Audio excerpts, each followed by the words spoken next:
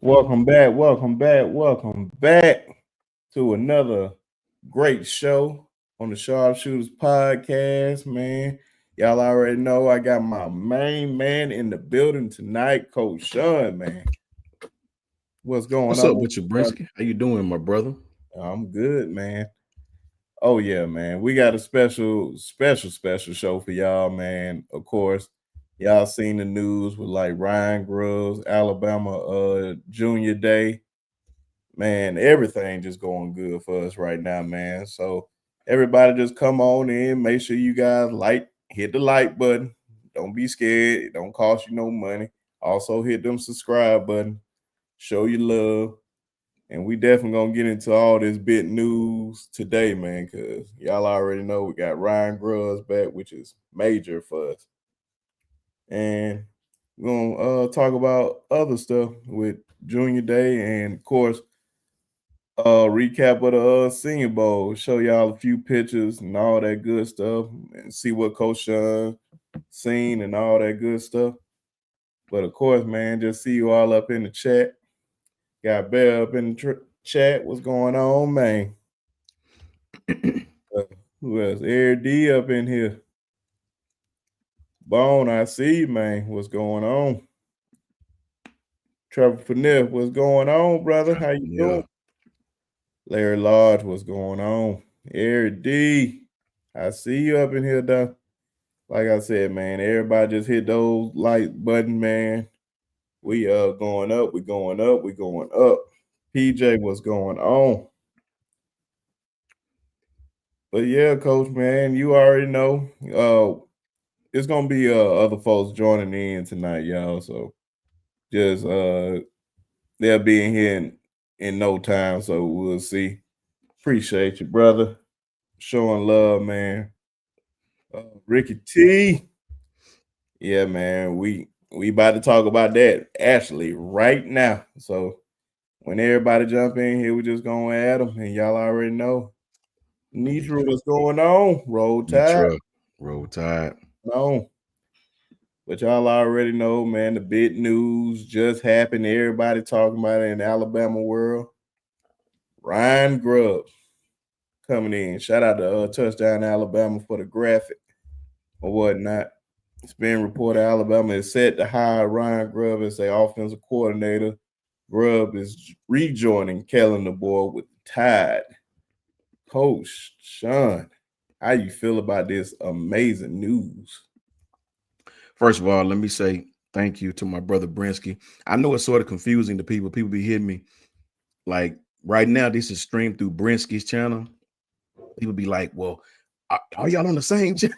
No, it's Yeah. my brother Brinsky streaming it. He just nice enough to let us stream through our channel. Usually, when me and Ty do it, it only lets you do two of them, right? You know what I'm saying? Or you would have seen Ty's channel too. Mhm. We all think stream through each other's channel, so it's streaming from Brinsky's channel.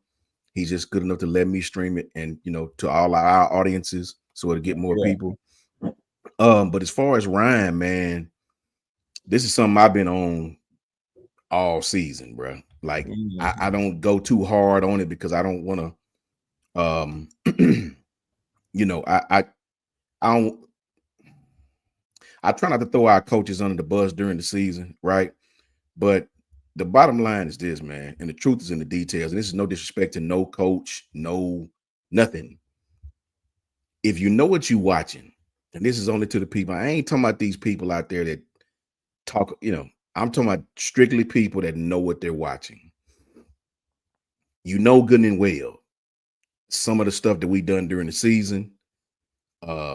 A lot of it was Jalen's fault. He didn't play well at certain times. A lot of it wasn't. You can say what you want to say. You know, it's not Jalen's fault for us being in 3rd and 2 and we running 30-yard, 15-yard digs down the field, right? That's not Jalen's fault, man. It's not Jalen's fault. It's raining cats and dogs, and we out there in 4 wide trying to throw crossers against man coverage. You know what I'm saying? Like, they in zone, cool. Throw it underneath, catch the ball. It's not Jalen's fault for none of that, bro. Jalen Milroe doesn't make the calls, man. And I'm just strictly speaking to that part.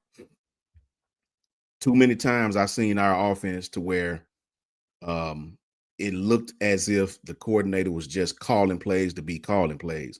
I know I've been in that position. I've been in games where I got overwhelmed and the defensive coordinator was kicking my you know what, and I just called something to call it because he's so many steps ahead of me. And that's okay. That happens to the best of them, as Chip Kelly. But it shouldn't happen to you every single game. Everybody was on the LSU game when we kept running quarterback read 15, 16 times. Everybody was sweat. I wasn't. Everybody thought I was some kind of weird fan. You know, Sean never happened. No, Coach Sean just know that ain't gonna work next week or the week after or the week after. Even if you don't know that, I know that. Coach Sean know you can't line up against better competition and run quarterback counter read 15 times as Oklahoma without them picking up on it on film study, right? Coach Sean understands that if you have all these weapons, Jeremy Bernard, Rico Scott, Ryan Williams, you need to extenuate and attack all the field, every inch of the field. That way, zone won't work against us. That way, man coverage won't work against us. That way, 7-8 man box won't work. That way, you can't defend us, right? I see this, so I don't get happy about I'm a pessimist by nature, bro, and it works. It works because I see the stuff that's gonna hurt us next week against better competition. Oh, just be happy. No, you be happy. I see that we can't throw the damn football. I see that we're calling weird plays for no reason. We calling all these shotgun plays with no check down, with everybody 20 yards downfield, and they bring in the pass rush. And we can't, that's not the quarterback's fault. But the average fan will blame the quarterback for that. Now, I'm not absolving Jalen. When, please don't get the two misconstrued. All I'm saying is if you know this game, you understand there was too many times that our offense was easily stopped, right? They didn't have to do nothing special. Michigan didn't have to do nothing special to beat us. That's just a fact. Shout out to my brother Dwight. Shout out to KT. Shout out to 334. Everybody, roll tide, rise up. That's all I'm saying. Gelato, Eric D, my broski. That's all I'm saying. No hate to Nick Sheridan. He's a young guy. He's gonna get better. Nick Sheridan is gonna get better, and he's gonna be awesome, right? But all I'm saying is no excuse. You really quickly, Brinsky. For those that never played football, through the week you watch film on your opponent. That's why the bye week is so important because you get an extra week to watch film on your opponent. You put together packages through the week for if you're an offensive coach, what do they like to do on defense? We replicate their defense all week long against our first offense. We have packages. We have first down script. We have second down and long, the second and long script. We have third and long, third and short scripts. We have all these scripts ready for everything because we've analyzed what the other team do on defense. So no matter what they line up in, right? Unless they put some new stuff in for us, which teams will do time to time, we're going to be prepared. Third and long, we know what to do. We know what they're going to do. We know their tendencies. We know they're going to blitz. They're going to stunt. We know that. So you're prepared. I've never seen us do that all season long. All season long, man. And so I have been on this train for the longest. And Brinsky would tell you that, behind the scenes, I don't like getting on social media bashing coaches like that. I'll give you my humble opinion and you can take it what you want. I ain't on here beating my chest, telling you not to listen to this person or that person. I don't really give a damn. I know what I'm watching and I know what I saw, right? And I know we did not take advantage of several opportunities and our offense was too hard to stop. Too easy to stop. Teams was stopping us basic 7-man fronts. We did not extenuate every inch of the field. What made us so good when we had Devontae? Sure, we know that talent was different. We know Devontae, Jerry Jeudy, Jalen Waddle. We know that was different. That was just a different level. You don't get talent like that at one time all the time. We all know that, right? But outside of that, man, the play calling, the play script. What's up, Coach Carl? You know what I'm saying? The play call, the play script was totally different. These guys made you defend all the field, right? You want to play zone, they're going to kill you. You want to play man, they really going to kill you. Devontae going to have 200 at halftime. You want to load the box, we're going to have two receivers with over 100 yards. You want to play coverage. Najee going to have 100-yard rushing. They knew how to attack you at every inch of the field based on your defensive alignment. We never done that. We never done that, man. All season long, we had no identity. The last game of the season against Auburn, we still around here 4 turnovers and still trying to find out who we are. Everybody got excited after the Georgia game. That was a simple. Kirby Smart didn't know what Coach DeBoer was going to run. All he had was the Washington film to prepare for. He had never seen him in a Bama uniform. We didn't run the same offense that Washington ran. There were certain principles that we tried to do, but that was not the same offense, right? Kirby made, what's up, Coach Al? Kirby made Kirby made the adjustments, and you see what happened in the second half. I've been on this train all season long. No disrespect to Sheridan. He's a young coach. He's going to be great, right? Coach Al was an offensive guy. He knows it happens to all of us, man. You go against other defensive coordinators who seasoned, and it just seems like they'll stay ahead of you the whole game. Everything you're doing, you're like, God, dog, this dude kicking my butt, man. So you have to go back and find things and find matchups and go to your playmakers at the end of the day. Go to your playmakers, man. It's not chess. Get the ball in your playmakers' hands, man. That's all it is to it. And that's just my humble opinion. Oh man, you couldn't have said it any better. But since he was going, we got uh guys up in the building. We got Coach Al in the building. What's going on, my brother? Man, so good to see y'all, man. Been a minute, Coach Al. I've been looking for you, boy. Been a minute. Oh, I've been watching y'all. Yeah. I made sure I said, Mills. man, he need to be in here, man. Are you trying to tell him, man? Coach Carl, what's going on, man? Broski, Coach Carl. It never a live show without the mute button. Yep. My bad, man. Hey, man, it wouldn't be a live show without that. Facts. That's right. Yeah. Man, crazy part about like what 11:30 last night. I can read that, and then Anthony Davis got traded. Then I get up, sit down, get ready to start watching the movie with the wife. And Ryan Groves, he coming to Tuscaloosa. Man, a lot going on in a little time, right? A lot. It's a good thing though, Brinsky, Coach Sean Cordell, because right now we don't have to wonder if our offensive coordinator is competent. Now, we know we're having a competent coordinator, and the fact that Caleb DeBoer is back with Ryan Groves, and Ryan Groves is probably the anchor to his success. Now that you have Ryan Groves and Caleb Womack together, man, two highly competent offensive coordinators and defensive coordinators, man. And then you can put Nick Sheridan back in here, the rightful spot as a tight end coach. I think this team about to take off, man. I think we're about to ascend to a whole new level, man. And I'm here for it, bro. Like I'm really, really here for it. What's up with you, TJ? I see you out there, my man. Hey, what's going on with y'all in the chat, man? The family, the B2A family, the Brinsky crew, the Coach Al crew. Those of y'all who sit on the block with Coach. Hey, man, what's going on out there, man? We love to see y'all out here, man.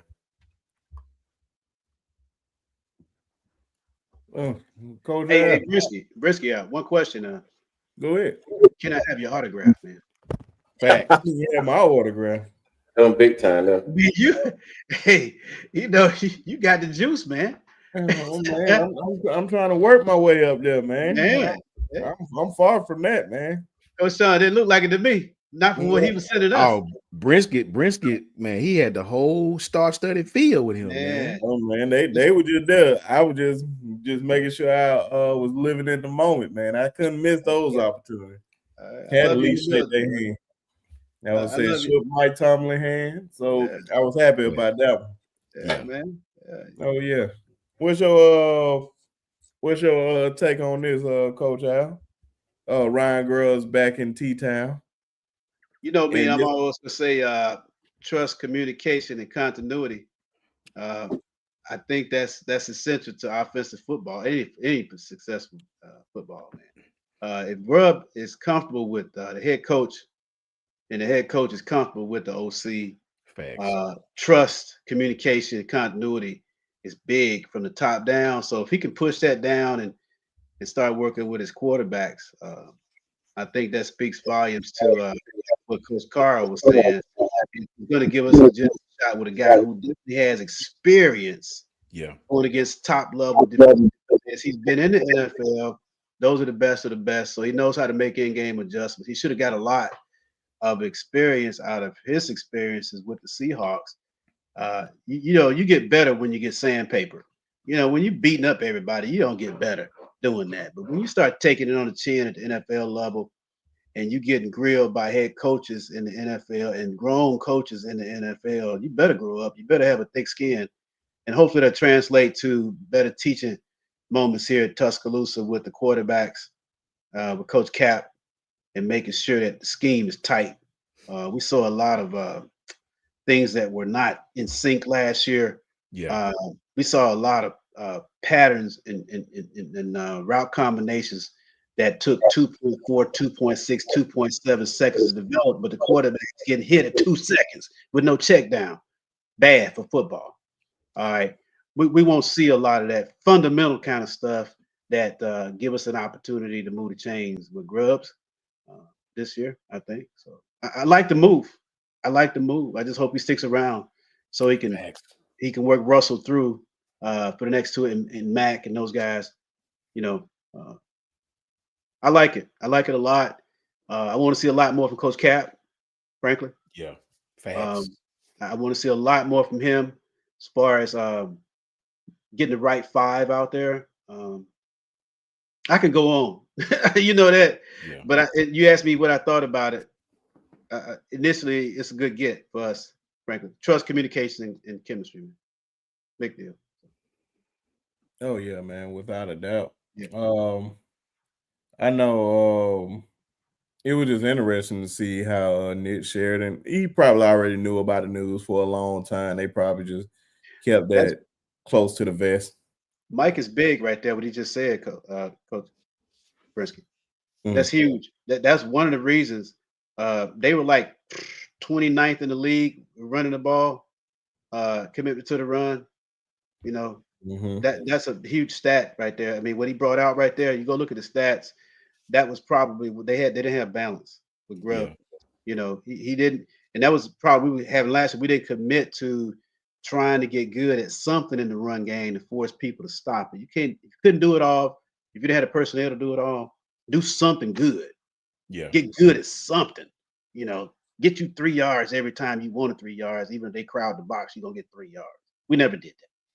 So Yeah, but they lost Walker too, though, coach. So that's the big thing. Like you lose your number one and your number two running back. It's hard to run the ball with your third and fourth facts. string. That is facts. Yeah, that is facts. Yeah. Especially when you bring your It's fourth probably some string. extenuating circumstances, but people They gonna jump on that stat. they Yeah. brought the running Yeah. back from the scratch squad. So Right. you got to think about that too. So You're I right. mean, You're right. You're right. You're Walker right. is a beast, and if anybody got Walker in the backfield, they're gonna run him. So he Mhm. got hurt. And you lose your number two, bring in your number three, and then Mhm. your number four guy was the practice squad guy. So it's Okay. hard to run the ball unless you got four dogs on your team like that. Even though you've seen other teams that were struggling, like when the boy went down in Arizona, the Cardinals went down. So I mean, like you can't. It ain't that many perfect running backs in the league. Once you find those dogs like Saquon Barkley, man, I mean, it's hard to replace Saquon Barkley. It's like if he go down, it's a wrap for the Philadelphia. So it's gonna be hard to replace the kid like that, man. So I can understand why he had to pass the ball more, but I did see that they was trying to sprinkle in some runs. It just couldn't run the ball. Like I mean, it's a big thing that you're not trying to run the ball at all. You're just dropping back, passing the ball 40, 50, 60, 70 times a game. Yeah. Like Detroit, like but even in Detroit, Golf passed the ball a lot. He just when he get the ball to the damn running back, they just had so much field to work with. So hmm with this You team that he's running, I wonder think why did they even fire him then? If they knew he was playing with one hand behind his back like that, Coach Carl. Why would you let a guy go, man? I it don't. had to be it had to be something different, man. I'm thinking that Mhm. it must have been something else in the pot that went sweet. I don't think it was just because of the offensive play caller. I think it was something else in the pot that just went sweet. Oh, okay. Yeah. Okay. I love this Brisky. I love Coach Sean. I love this format because it's like we sitting in the room talking. You know, it's just like we sitting in, we right here, and we just the fans are hearing us, but we just doing us because we're so comfortable with each other, man. This is cool. That's facts. Yeah, man. Love you guys, man. Man, Oh, yeah. likewise, bro. Love you guys, man. Likewise, You for know, sure. Yeah. That's why I was like, man, this I want to do this live so badly, and it just so happened the gift keeps on giving with all this great news. Even if it was bad news, we still would have been up here talking about some type of news. That's right. Yeah. So yeah, The man. good news.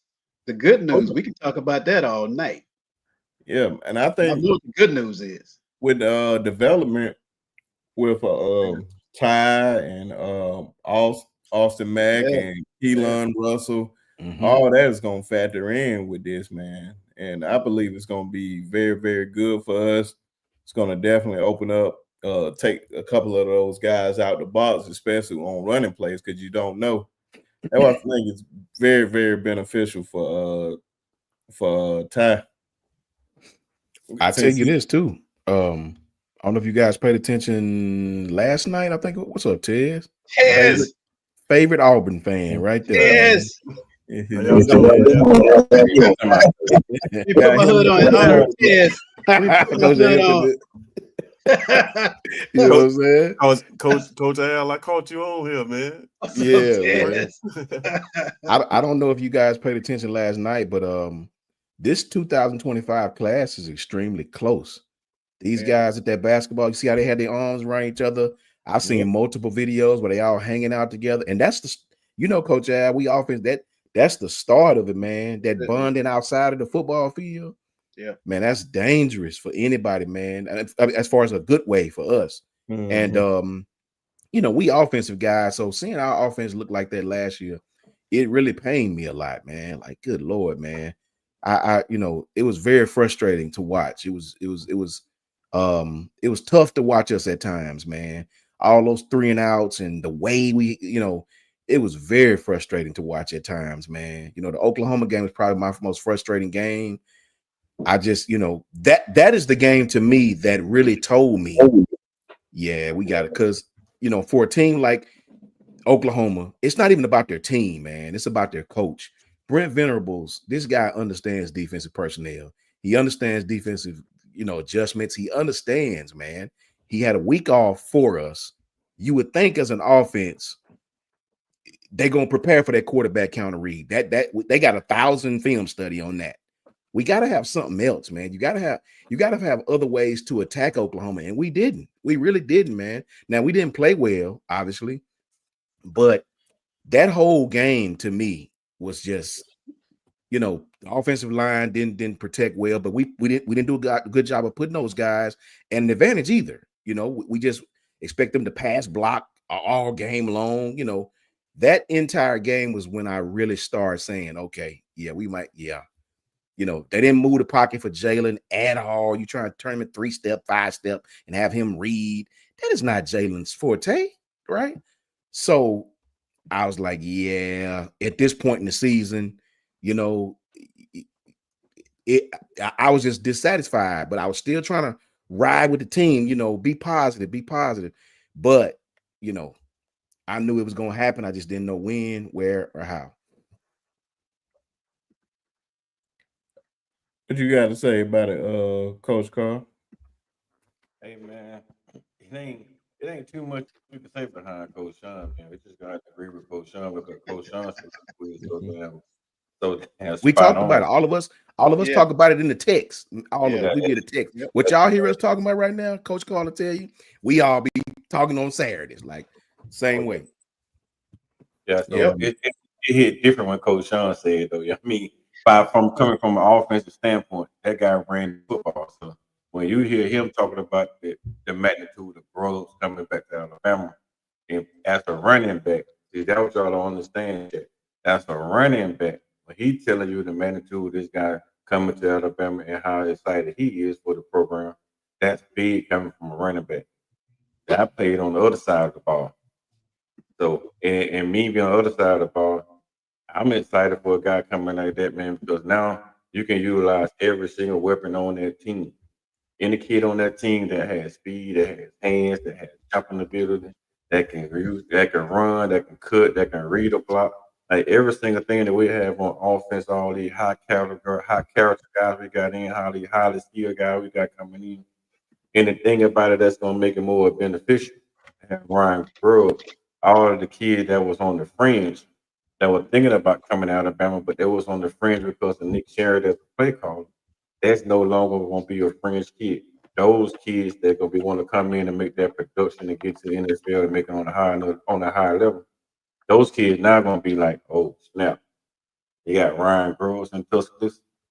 So the hell with going to Auburn trying to play with Hugh Freeze. We got Ryan Groves. Now you got a choice. I'm sorry, kids, but y'all got that haul last year because we had Sheridan. But this cycle y'all got the haul because we had Nick Sheridan.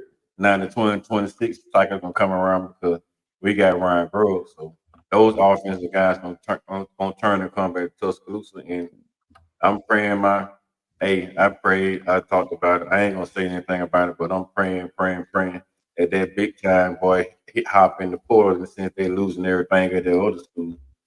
And then we can get Ryan Groves to talk to him and get him down to T-Town. Boy. Look out college football world then. So hey, we ain't gonna spit it. I ain't saying anything, but I'm just saying. Ryan Groves come with a big patch test. Yeah. We come to Auburn next year, so we're not gonna be afraid of our offense coordinator can't call no At plays. all. Yeah.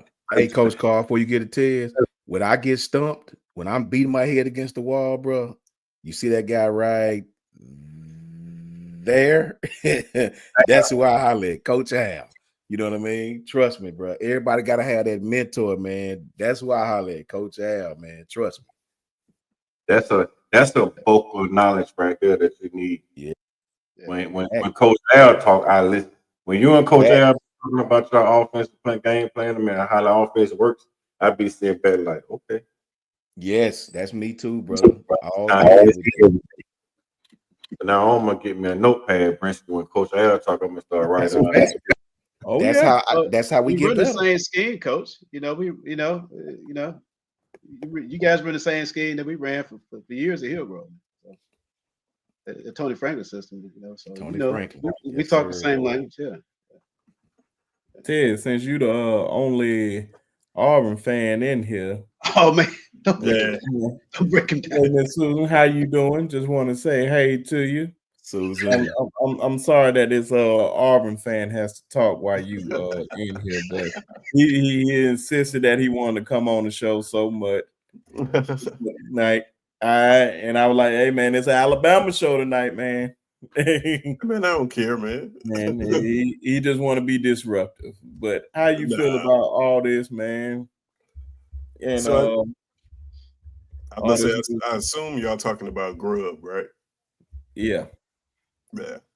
I mean, this was the plan from the beginning, right? This is Du Bois' plan from the beginning. It's his offensive coordinator you guys were supposed to have from the very beginning of this whole tenure. So you got to think it's a good thing, right? You got to think it's a good thing. I look at Grub. I can tell you what, y'all gonna turn around and hand the ball to the running backs next year for sure. I know that for a fact.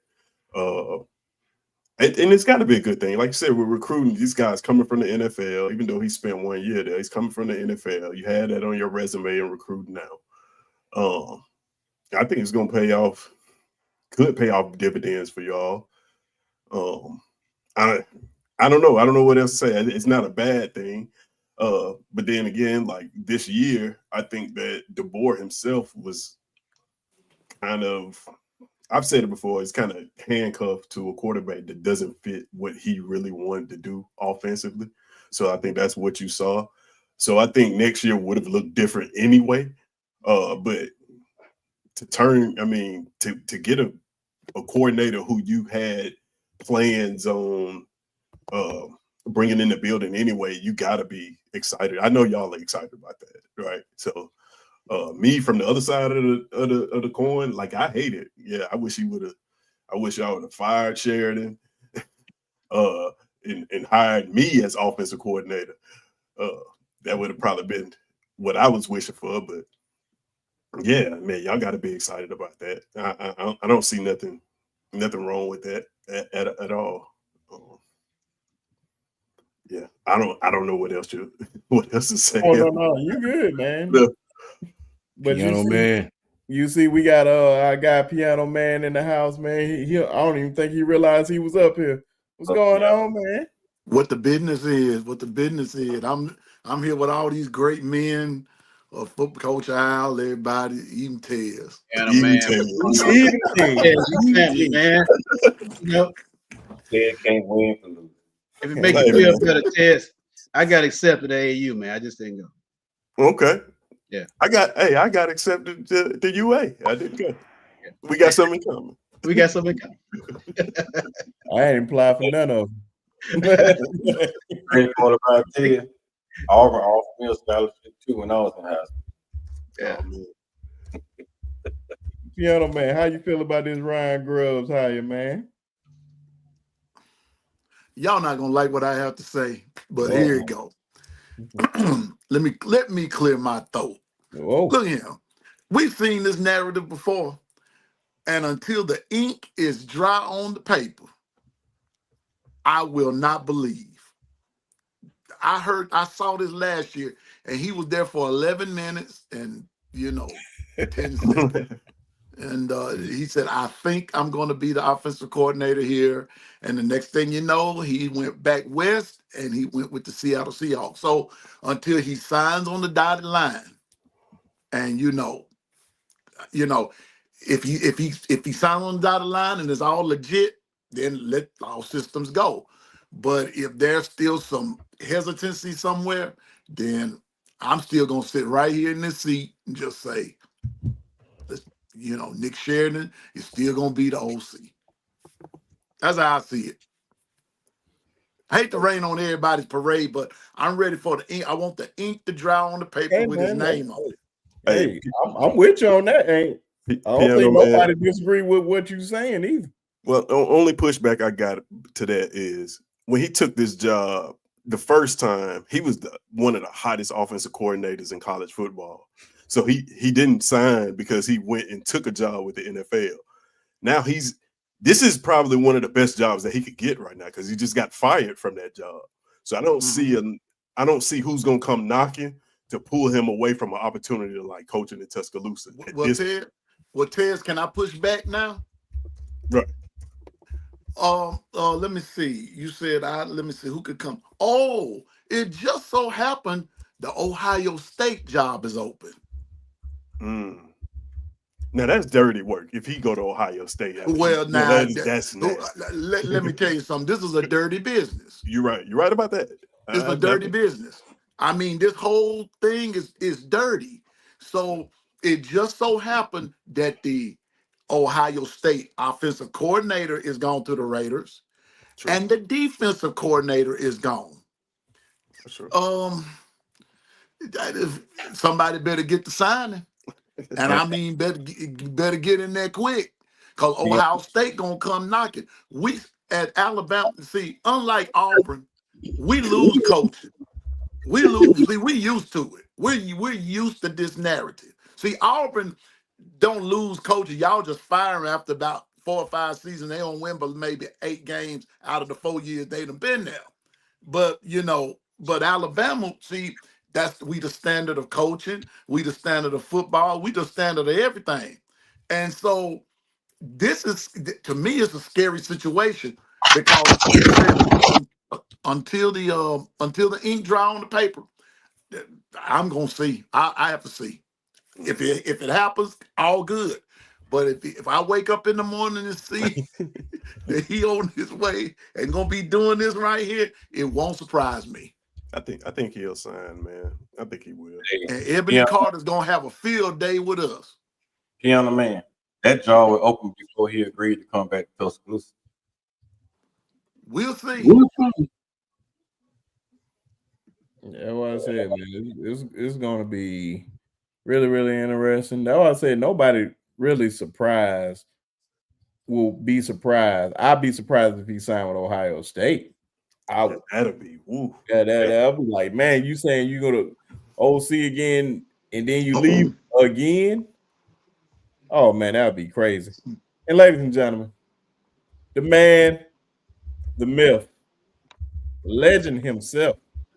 I haven't been on with my boy in a long time. Gotta be the greatest. Oh, he said, hold on. He said, hold on. So I can't bring him on yet until he say he ready. Give me the thumbs up whenever you ready, man. I don't even want to say who it is, but y'all should know who it is. But he'll be up here very, very soon because I really want to know his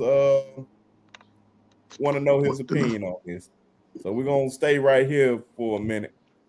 But we're gonna see, man, how he be on the recruiting trail. If he can bring guys in. Oh, he said he ready, ladies and gentlemen. The man, the myth, the legend, Ty Hayes, everybody. Further ado, Ty, what up, broski? How's it going? How's it going? What's up, bro? What's up, Ty? How are y'all doing? Great, man. Chilling, man. Oh, Chilling. it's a great night, man. Whenever you up there. What's your thoughts on this, man? Facts. So this is it's hard to articulate how big this is and why this is so big. All right. So I'm going to go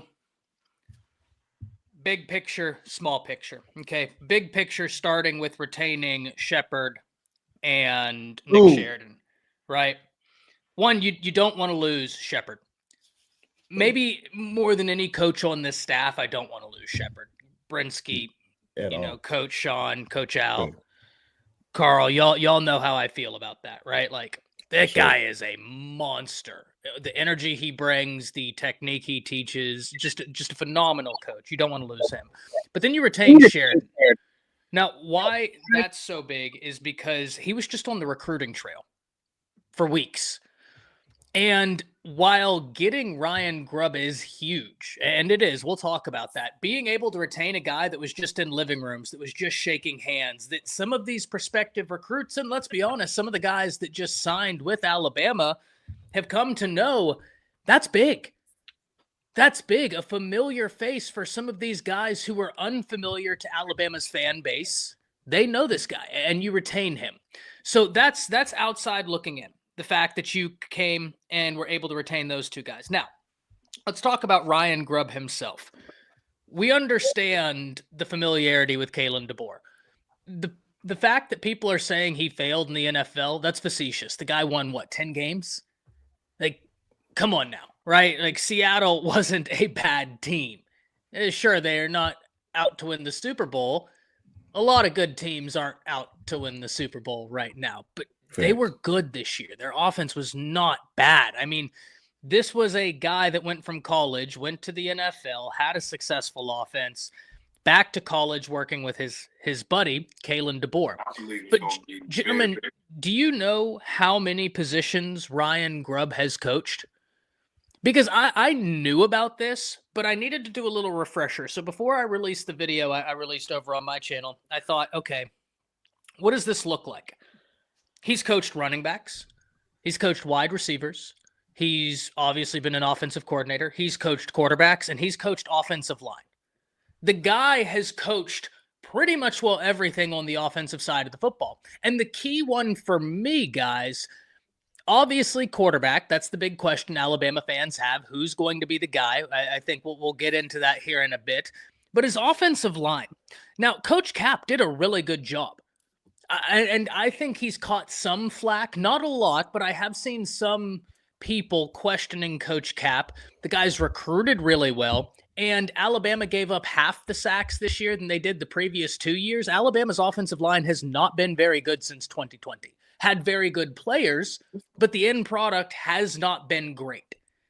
Coach Cap came in a year where they went from one side of the spectrum to the other in terms of offensive schematics, and cut the number of sacks in half with guys who are still learning how to do this pin and pull scheme. And of course, it's one thing to teach somebody. It's another thing to use it in action. That takes time. Ryan Grubb just did this at Washington. So now Coach Cap knows what the memo is. He knows what it is. But Ryan Grubb has worked with offensive line. He knows how to utilize this system, and now he's back. I mean, you talk about a guy that not only can call plays without Kalen DeBoer looking at him, but also can look at Shepard, can look at Gillespie, not that anybody needs to look at Shepard or Gillespie. Those two guys, they're spoken for. But just in theory, doesn't matter who you have, right? No matter who your wide receiver coach, no matter who your running back coach is, this is a guy that can look at them and communicate with them, and he knows what's up because he's coached it.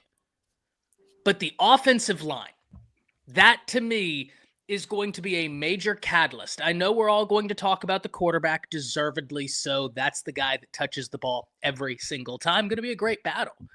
But what this could mean for Bama's offensive line and just shoring up what they want done, I think is great. Last thing I'll say on this is, yes, Nick Sheridan has familiarity with Kalen DeBoer. Nick Sheridan's very young. That's a fact. Very young. He doesn't have the understanding that Ryan Grubb does. Grubb walks into this situation with an innate understanding. I think this is one you got to be really excited about. Yeah, man, it's some major news, and I think a lot of us did not see this coming. Just like the Anthony Davis and Luka trade. Boy, let me tell you what, out here in Dallas, it's sad scenes. Let me tell you what. Man, I hate the NBA. I hate the NBA. Hey Brisky. LOL stands for something different now. Let me tell you something else, Prince. Luka on Lakers. Yes. I hate the NBA. Luka, let's go. Hey, let me tell y'all something else that I just read. De'Aaron Fox is heading to San Antonio if they get when they finalize the deal. Yeah, it's like a 3-team trade, isn't it? Yeah. He's heading where? San Antonio. I think Chris Paul out there. Oh, wow. Ty, I believe Dallas got the better end of the deal. I mean, laugh at me if you want. Yeah. I don't think Luka and LeBron gonna be able to play together. No, that's a question. I think that's right now. They got the better deal, but later it's gonna be better for LA having Luka because most people are gonna want to partner with Luka after LeBron retired, and maybe before. Yeah, I think Luka's a LeBron contingency player. Tell him to start getting in shape. His fat ass. Oh, no. Well, and that is Coach, something. That is that, Coach Sean. That is that. Well, But and then I don't listen. He I takes think a lot of space when he gets that ball. You just size you can't teach at the point guard position. Once he puts you in the weight room, ain't much you can do. Boy, just He's 25. Like he's like Joker. You know. He can distribute the rock, man. I mean, we can go basketball at some other time, but yeah, I like what they've done with their size. You watch the way they defended the Knicks with the team and help the helper and all that help side defense. It was a beautiful thing to watch because they spaced the floor because AD wasn't hogging the ball down the box. So the game is spread out now at the NBA level. And LeBron can shoot 3 now. So well, and I don't know how it's going to go, Luka and LeBron, right? I'm not super versed in NBA. I've told y'all this. I very much I love the playoffs. Like right about 3 weeks before the playoffs start, that's when I really start tuning into the NBA. I think NBA playoffs are some of the most must-see sporting events there is. Love that. But it's almost like baseball where there's so many damn games that I'm like, oh God, I'll catch y'all before playoffs. What I will say, Coach Sean, and I'm going to say something that everybody here on this panel, especially you coaches, you've said, I have no doubt, AD is great, but the best ability is availability. And that's been a consistent question mark with AD. Not questioning his talent. I think he's one of the most underappreciated players. But that's the one thing you have to question. And I'm not saying Luka's perfect in that, but AD, the best ability is availability. Is he going to be consistently available? We don't have that answer.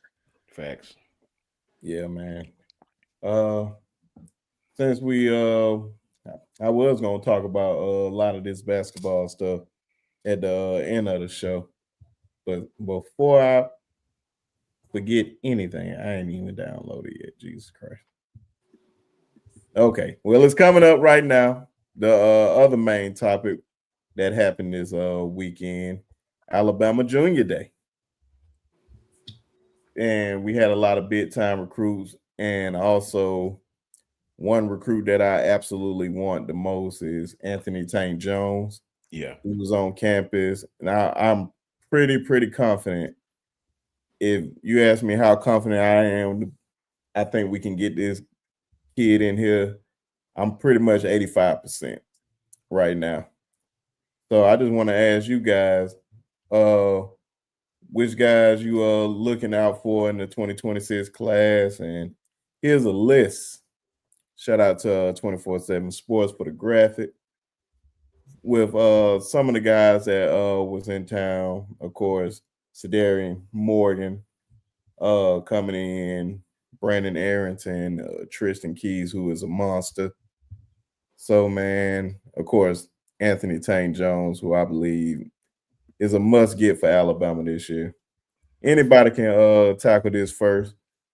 Well, Go ahead. Let me tell you mine first, if I can get on out the way.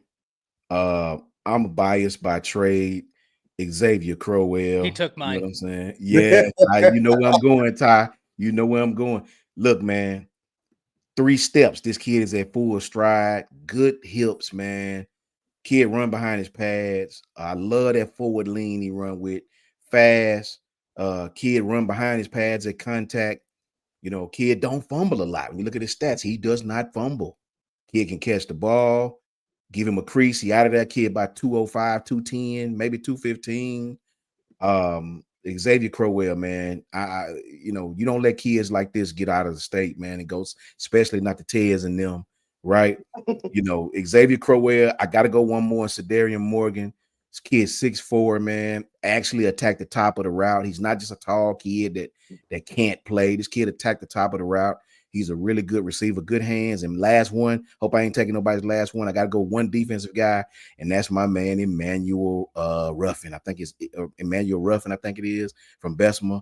E-Man Ruffin. Look, man, 6'5" by 290. You don't let kids like that can play the run and pass, can play the 3, the 5, the 9, the 4. I can play all of that. You don't let kids like that. That's what Coach Al was talking about a while back when he was talking about kids like Jeremiah Beeman. Those kids that can bend, kids that can play low, that can stop the run, play in the gap, they can play all along defensive front, man. You don't let kids like Ruffin get out of the state, and you certainly don't let them go down there to Auburn, man. So I hate I picked 3. I apologize, but those 3 are my favorite guys: Sedarian, Xavier, and E-Man Ruffin, man. You cannot let these kids get out of the state, and you cannot let these kids leave Tuscaloosa. Keep them there. Keep them there. Oh no! Since Ty was about to go up there, go ahead, Ty. Since Coach Sean already took one of your guys, I have very little to add. I mean, this is the only negative part, Coach, about us doing so much content together. Yeah, is you took the ones I was gonna say. And listen, you make a great point. I have questions about Hugh and Auburn. I don't question how they recruit. Yeah. Right. That's not one of them. Listen, it pains me to say it. I can feel myself throwing up. After I get off of here, I'm going to be sick. But the truth is the truth. Yeah. Whenever you have to build a house, right? And Tez, I've always likened turning a football program to building a house, where you have to start with that foundation and then build up. That's a damn good foundation, right? Like that, it is. And for DeBoer, I'm not like a lot of other people who are super mad about the production in state in the 2025 class. So they're guys I would have loved to have had them win, sure. But you're going up against Auburn, who has longer relationships than this new staff. I'm not super mad if a kid goes to Auburn over Bama because I understand it, right? Like I know NIL is the talking point. Relationships still matter. Now, they might not matter for 3 to 4 years, but for some of those initial wins, those relationships matter. It's year 2 now. You can't get bullied in your own state 2 years in a row. Now, you're not going to get every guy in state. Yeah. but you got to get the guys you can't afford to lose. And there are guys in the state of Alabama that DeBoer and company cannot afford to lose. I'm looking at Crowell, man, like, and Tank Jones. Those two guys right there, I'm like, you've got to at least bat 50%. Yes. You've got to bat 50% right there. If you do that, as long as the other one doesn't go to Auburn, I might be able to sleep at night. And don't go down there to Athens either. Good Lord, man. No. Listen, yeah, I Tough crowd, Tez. no, I got to get in those shots because they're recruiting so well. Like they are recruiting so well, and you build that foundation, you start rolling. They're building the foundation. That's not a question, and you just can't let it happen 2 years in a row. Ted, since you the only Auburn fan up here, I guess we'll just ask you this one simple question. Out of this 2026 class, which recruit do you want the most? For Auburn, it would be the tackle. I can't pronounce his name. Emmanuel. Nacho. I forgot how. Yeah, I can't pronounce it. But I know what you're talking. Matter of fact, okay, go ahead. Give me that one and play an in-state too. In-state. No, but you can go with him first. The reason why I say him is because we're never on that list for the top tackles. Even last year, we didn't crack that list as far as offensive linemen go. And I feel like we all agree that you build teams in the trenches, especially on the offensive end. We haven't had that. It would be great for us to get one of those top tackles in the building, and we wouldn't have to go to the portal in the future to do that, like we've been doing, patching up in the portal. In-state, that's an interesting question, particularly because I don't think that we're going to sweep the state. Well, close to sweep the state like we did last year. I think that you guys will. I would love to have like Tank Johnson. Yeah, I would love to have him, but I don't even think he came to our junior day. So he did. He was at Florida. Yeah, I don't think he came. Oh man. Yeah. Still a lot of time though. Yeah, still a lot of time. Yeah. I know there's probably gonna be a fight for. He was crystal ball for Auburn, Ted. So. Yeah, he sure was. He sure was, man. Yeah, that's facts, Coach Carl. We'll see how that goes, man. This year more than ever. Like last year, I thought that like the results on the field would matter. I could see a lot of these battles going on into the season. Just seeing how both of these teams perform. Last year when you asked me this, I said that the magic number for both of these teams was 9 games. I said that if Alabama won 9 games, lost 3 games, then they would see the ramifications for that in recruiting. It'll fall off just a bit. And for Auburn, if we were to win those 9 games, it would send our recruiting through the roof. I think you see something similar to that this year. I don't know if 9 games is that magic number. Maybe it's 8. But I would love to see I think Tristan Keys may be a battle. I think Sedarian goes to you guys. We're right there in it, but realistically, that's an Alabama kid in my book. So this year, I haven't really. I don't know. It's interesting because I think the results are going to matter more so than it did last year. What these teams put on the field is going to have a big say-so in where a lot of these kids go. So it should be interesting, man. It should be interesting. Yeah, especially how everybody direction is heading for the most part. I believe they couldn't afford to fire Hugh this past year because they fired Hugh. I believe the floodgates would have been opening at Auburn because everybody would have been scrambling to get a lot of that talent, and a lot of those guys in the 2025 class would have committed immediately. So Auburn was smart in that, right? Which is one of their rare times. I also think it's too soon, right? Like you fire him that soon, you're sending a really bad message to any. I mean, you just think about the line of events, right? From Gus to then Harsin to then Hugh. Specifically, if let's pretend that they had gotten rid of Hugh, I have my questions, but it's still so soon. If you're a potential coach, you're going to look at how the Harsin situation went down, the firestorm around it, then Hugh, and you're going to be like, do I really want to Coach do this? And that's sad because it's Auburn, right? That shouldn't be the question, right? You're in the South. You've got access to great talent. The state of Alabama's loaded. Georgia's right there. Louisiana's right there. Texas is a hop, skip, and a jump. Florida's right there. So listen, I think this is a big year for Hugh, but they did the absolute right thing not firing him, because what that means for the next guy, I think, would have been a really, excuse my language, but a damning move. Yeah, and I think that like the Brian Harsin situation, because it was off the field, it was some off the field smoke there, that it kind of bought them some leeway to get rid of him so early. With Hugh, you don't necessarily, well, you don't have that. So firing him would be just strictly based on what performance. And in 2 years, like you're saying, like you be sending a message like you know you have to get this turned around in 2 years or you're out of the door. And I don't think any coach wants that kind of pressure.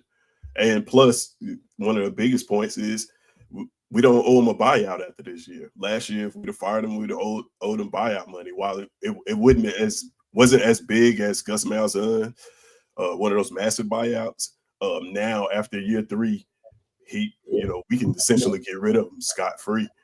So he has to perform this year because we have no financial ties to him anymore.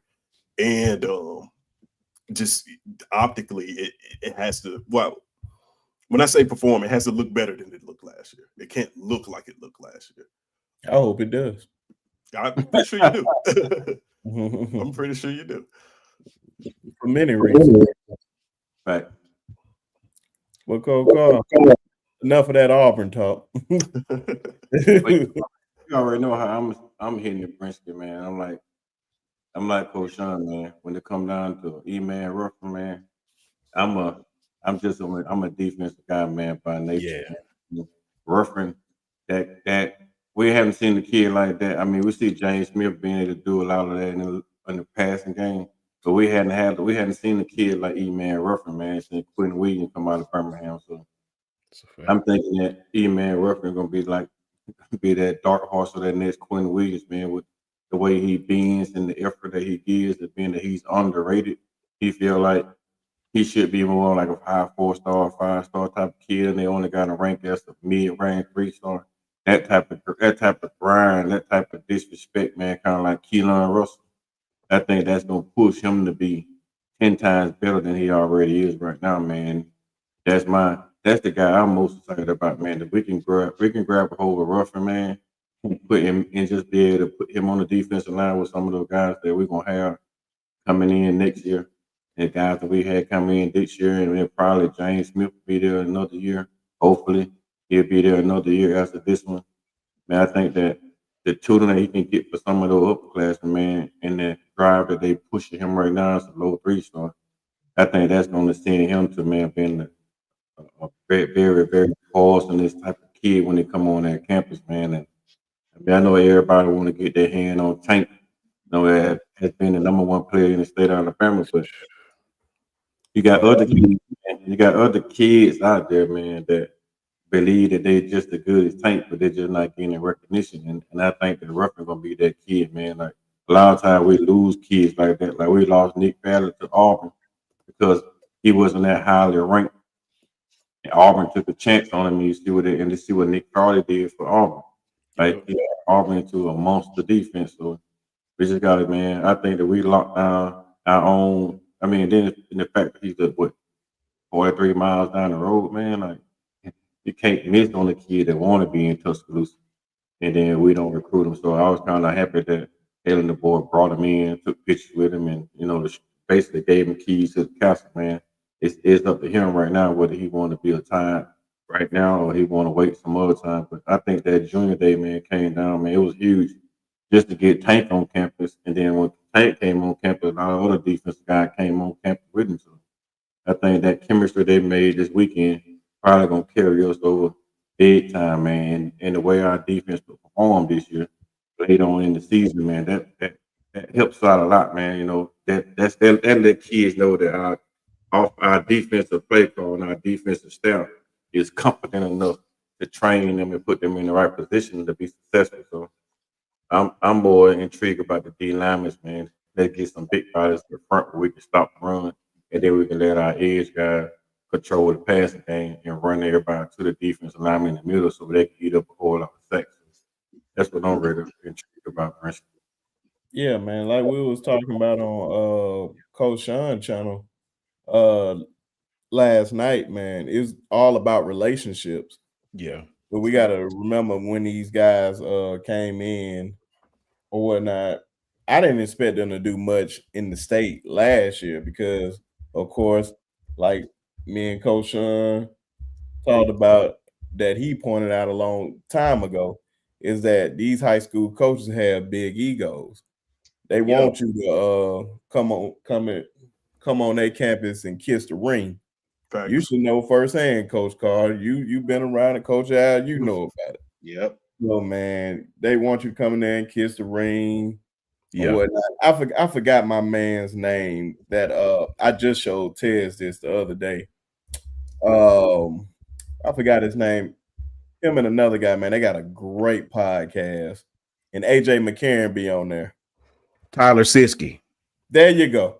Man, I swear to God, that man tells some of the best stories ever. And he was telling the story about Tommy Tuberville when he was a wide receiver at Auburn. And Tommy Tuberville come in there and pretty much Tommy Tuberville released him from his scholarship. So he was like, he can go anywhere. And then he was like, he did him so dirty or whatnot. I can't remember like what he said to him. But years later, he's a high school coach down in Mobile. And I think he was coaching like Mark Barron and all those type guys. St. Paul. Guess who strolls into the office? Tommy Tuberville. And Tommy Tuberville, like, man, you look familiar. Yeah, coach, I'm that player that you said, oh, I signed 6 wide receivers, and I don't believe you that good, and you just let me go. And he was like, oh man, you're an Auburn guy, man. I know you're gonna help me get those guys in there. And he was like, coach, I don't necessarily tell the guys where they need to go, but I am gonna tell them the truth about you. And he said Tommy Tuberville never set foot on that campus again as long as he was the head coach. And a lot of those guys were like Mark Barron and all those guys coming out of Mobile. And it showed. Like, man, you got to develop those relationships with those guys. And you can see that they are keying in on this cycle with a lot of coaches all around the state. And it's showing. So, I got a question about that. Oh, go ahead. No, just one quick thing here on that tip right there. Which I'm a little confused by Rodney Cleveland decommitting. Yeah. Okay, that's my guy.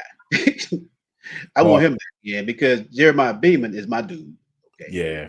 I mean, I've been on that boy, young boy. I'm telling you, if our D-line coach can really start developing these guys, that we need to see development in the sense that we need a first round draft pick as an interior defensive lineman.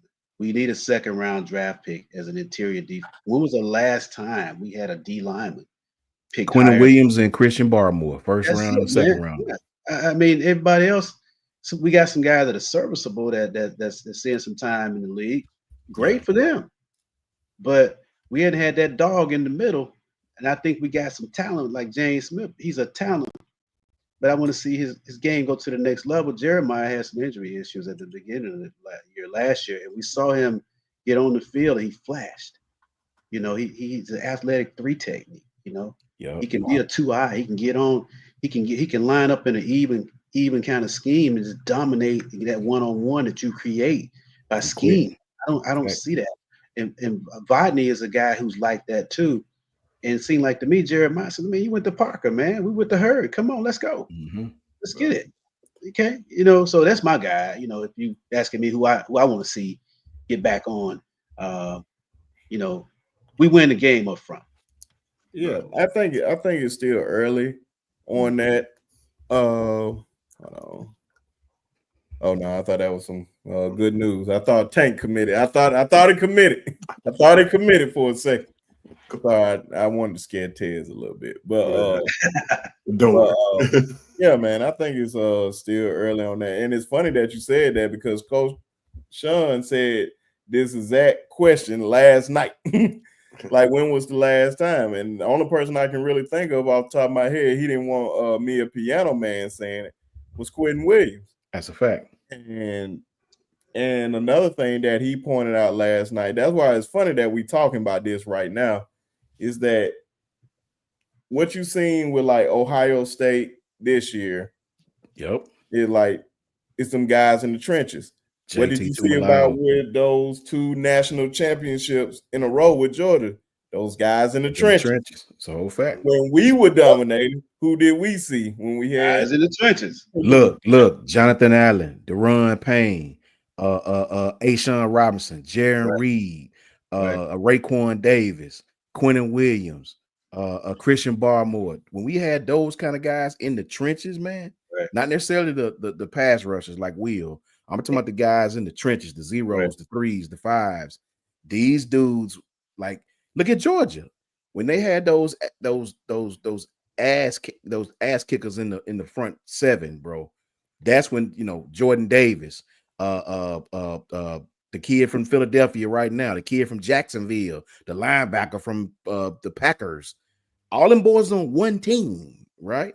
So when you have those killers up front on the defense side of the ball, it make all the difference, man. Yeah, that's right. That's right, Coach. When you can absolutely force the offense to spill everything out wide, and you can use the sidelines and defense, and you will not run the ball between the 1 and 3 gap. It's not happening. I don't care if you pin and pull. I don't care if you zone it. It don't matter. Facts. I don't care. When you do it, you can do whatever you want. Okay, but you're not coming here, right? And I think we have the talent. Just something's missing there, man, with the development of these guys. We get them, they come in. We know we got the right strength and conditioning programs and things like that, but something is off there, and it has to be what we're seeing up front with the scheme or with the technique, that we're teaching guys on how to infight with the hands and how to get hand placement, how to use leverage, how to use those kinds of things that you teach interior linemen, because the game is in a 2-yard box, and it happens really fast, man. And so if your hand placement, if your feet are in the right place, your eyes aren't in the right place, you're not playing with anticipation, you're gonna get beat. Yeah. And that happens. Yeah. Coach Al, it's funny you mentioned Rodney Cleveland. Yeah. He's one of those players that I feel like is gonna be needs to see it on the field before he commits. I think that recruitment may spill on into the season. I know for us, we got Jordan Crawford from Parker. The other one, that's the other one.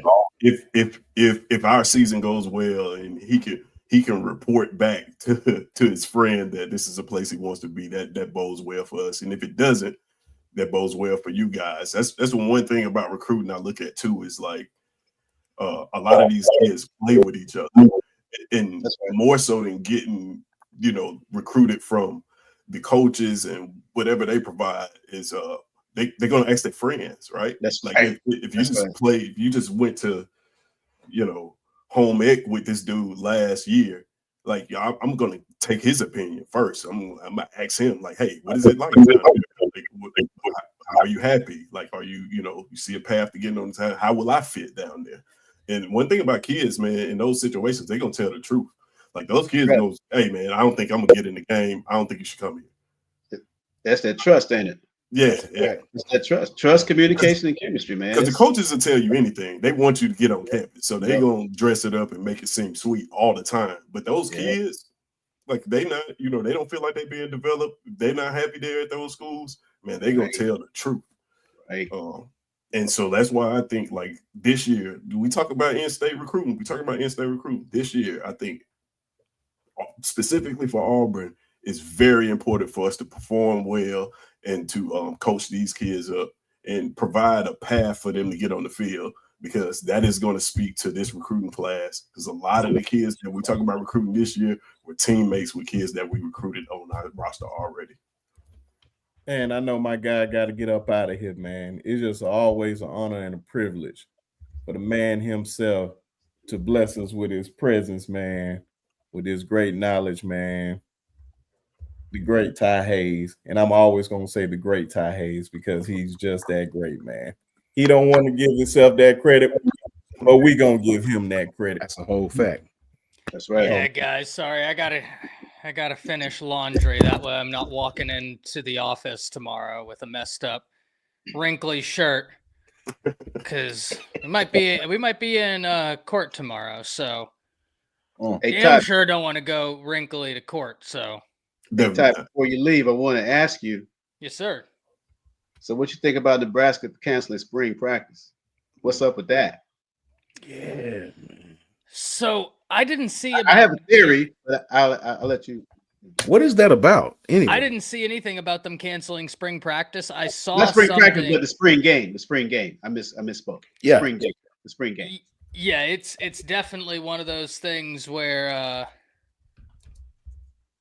I think it all boils down to NIL and being terrified that, like Saban always said, create value. Right? Like, if you create value in those sort of situations, it's awesome. But in the current landscape of college football, creating value is a double-edged sword. I mean, you look at UNLV, they had 2 players 4 games into the season say, all right, I'm out. All right, they created value. They redshirted. They hit the portal because they knew they just gotten a payday. I don't think it's the right move, because it's going to happen regardless. But that's the only thing I can think. That's it. But with that, gentlemen, I got to go fold clothes, do laundry. All right, I'm not looking raggedy in court tomorrow. See y'all later. Much love to you, bro. Bro, man. Yeah, man. It's a pleasure. Man, be safe, brother. Yeah, it's crazy out there, because I think that the whole portal thing, the timing of it all, with roster management is problematic for everybody, not just our teams. It's problematic for everybody, not even for the team, but the players themselves, man. You know what I mean? We want players to have every advantage that they can get, academically, financially, everything on the field, off the field, because these are young people we're talking about still. And this is an opportunity to learn how to work for something versus having something given to you. So it does have value to you. But governing bodies is how the timing of NIL works with roster management. I mean, every team, like our team, has had 25% turnover or more, for the last 3. I mean, it's hit us. It's just killed us. Even before Saban left. So again, with chemistry, communication, trust, when the roster is constantly turning over like that, how do you maintain that environment of trust and chemistry, communication? With the NIL, with the portal opening up after spring practice, that's a tough one right there. That's tough. Yeah, man. You have to recruit your roster as much as you're recruiting your incoming players. Yeah. It's crazy. It's just nuts, man. It's I think one of the things we all talked about is this, and Sean, you got into it real deep with NIL and the legalities behind that, the codes behind it for a long time. It's just like this. If we're going to make this college game monetized, then there's some responsibility to the players in terms of what that contract looks like. In the NFL, if they cut you, the only thing you got is your bonus. Right.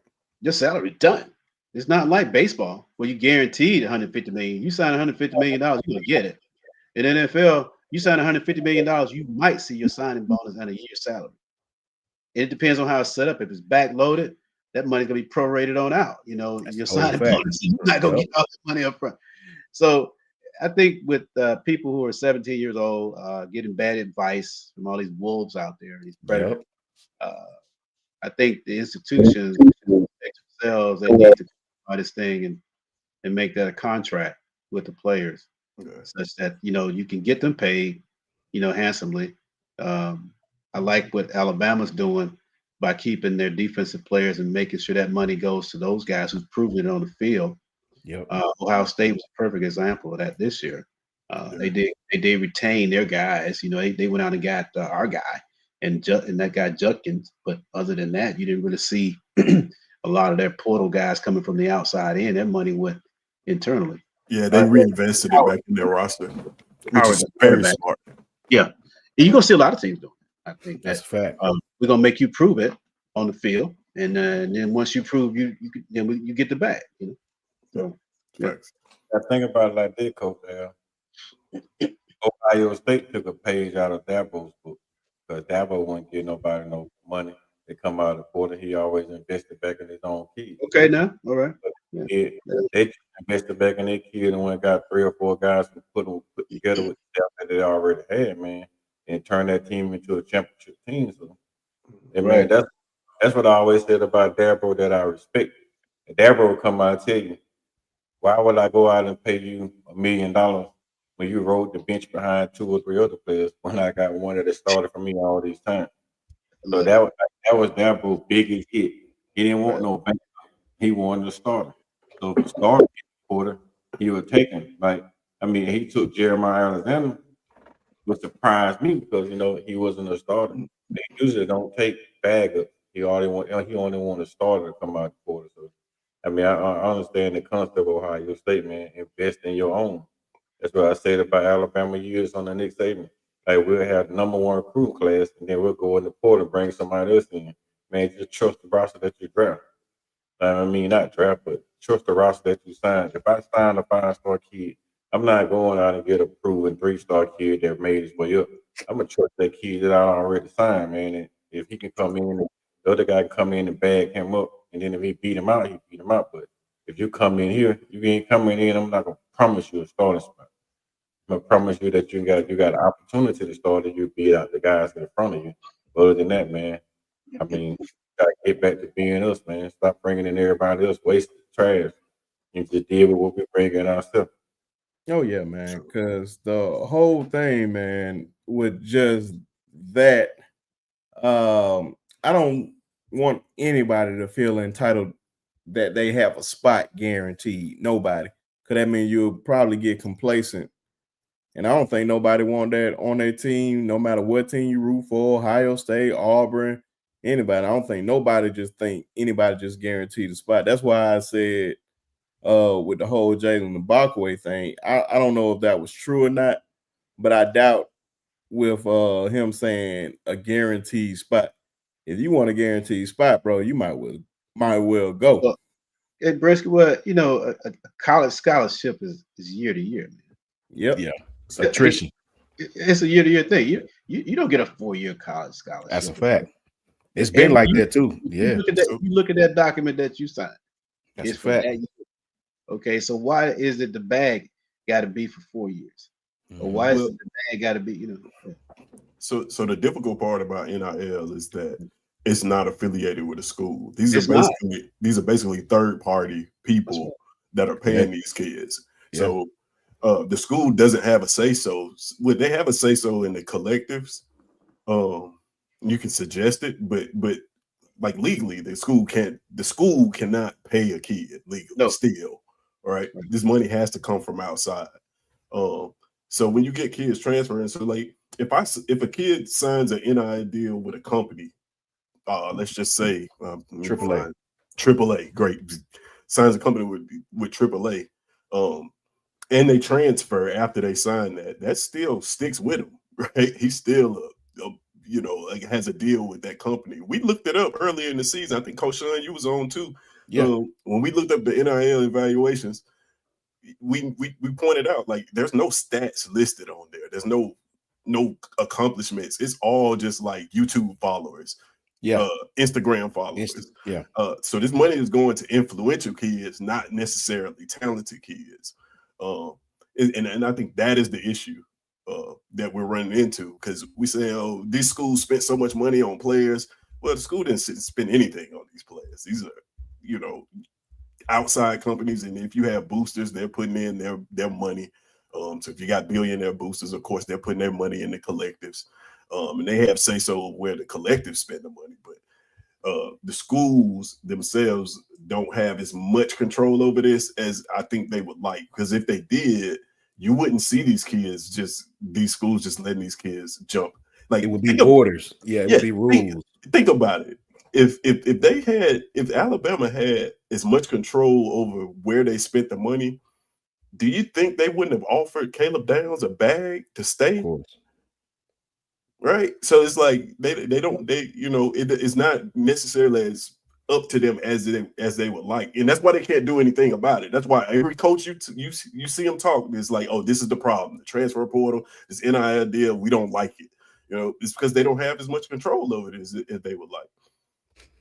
Let me do this super chat real quick, if you don't mind. Shout out to Jay's Inspirational Station. That's Uncle Jay right there, man, who has a big platform now. Station is popping. Really, really, really inspirational station, man. He said, I'm late, but I have reservations about bringing Grub back after he defected last season. Piano Man was kind of on that same train, Uncle Jay. I think I speak for Coach Al, at least, when I say, man, we just so want to see something different. I just want to enjoy this moment. Hopefully he'll stay, right? We were so perplexed at times last year. I'm just going to enjoy the fact that he said he'll come to Bama. We all know it's college football, 1 season, 2 seasons, who knows? I think he sees young talent on this roster, especially at the quarterback position. And I think, he just like me or Coach Al or Coach Carl or any of us, he has aspirations to want to be a head coach too, right? But if we can just get that 1 good, 2 good, whatever seasons, I'm happy, man. After the frustration of last season, if we can get him, I'm just happy. I'm just happy at the moment, man. You know what I'm saying? I appreciate you, Jay. Love you to death, OG, for sure. Let me speak to Tez real quick on that. What Tez and what Coach Al just said was as spot on as you could possibly be, man. And I think that's what scares the powers that be in college football, that the powers that be can't really control it right now. Yep. I think with this revenue sharing, once it really hit, I think they don't want to share that much revenue with the student athlete, but you're going to have to.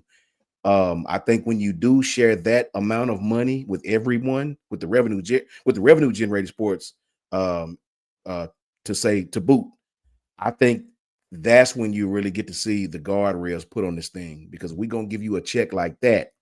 We definitely want to control it. You probably going to see a lot of things, and Coach Al, you can speak to this. You probably going to see a lot of things with the transfer portal, because think about it, man, really quickly. Kirby Smart spoke to this. Kirby said the biggest thing is coming out of spring, you don't know who's going to be on your roster or not. Like, you don't know who the hell's going to be here, right? Right. That's right. And that's scary for college football, man. Right, yeah. Like, we don't even know who's going to be here or not. So, yeah, when you monetize college football like that, and you don't have everything in place, like the professional leagues, the advent of free agency was not an overnight thing. Okay. Yep. When Kirk Flood forced his way into that, it was that they found out that the ownership was in collusion. Okay. They were in collusion to keep players on those teams for life, man, so they could underpay them and everything. So I did a big study on this in grad school years ago about escalated salaries in professional sports.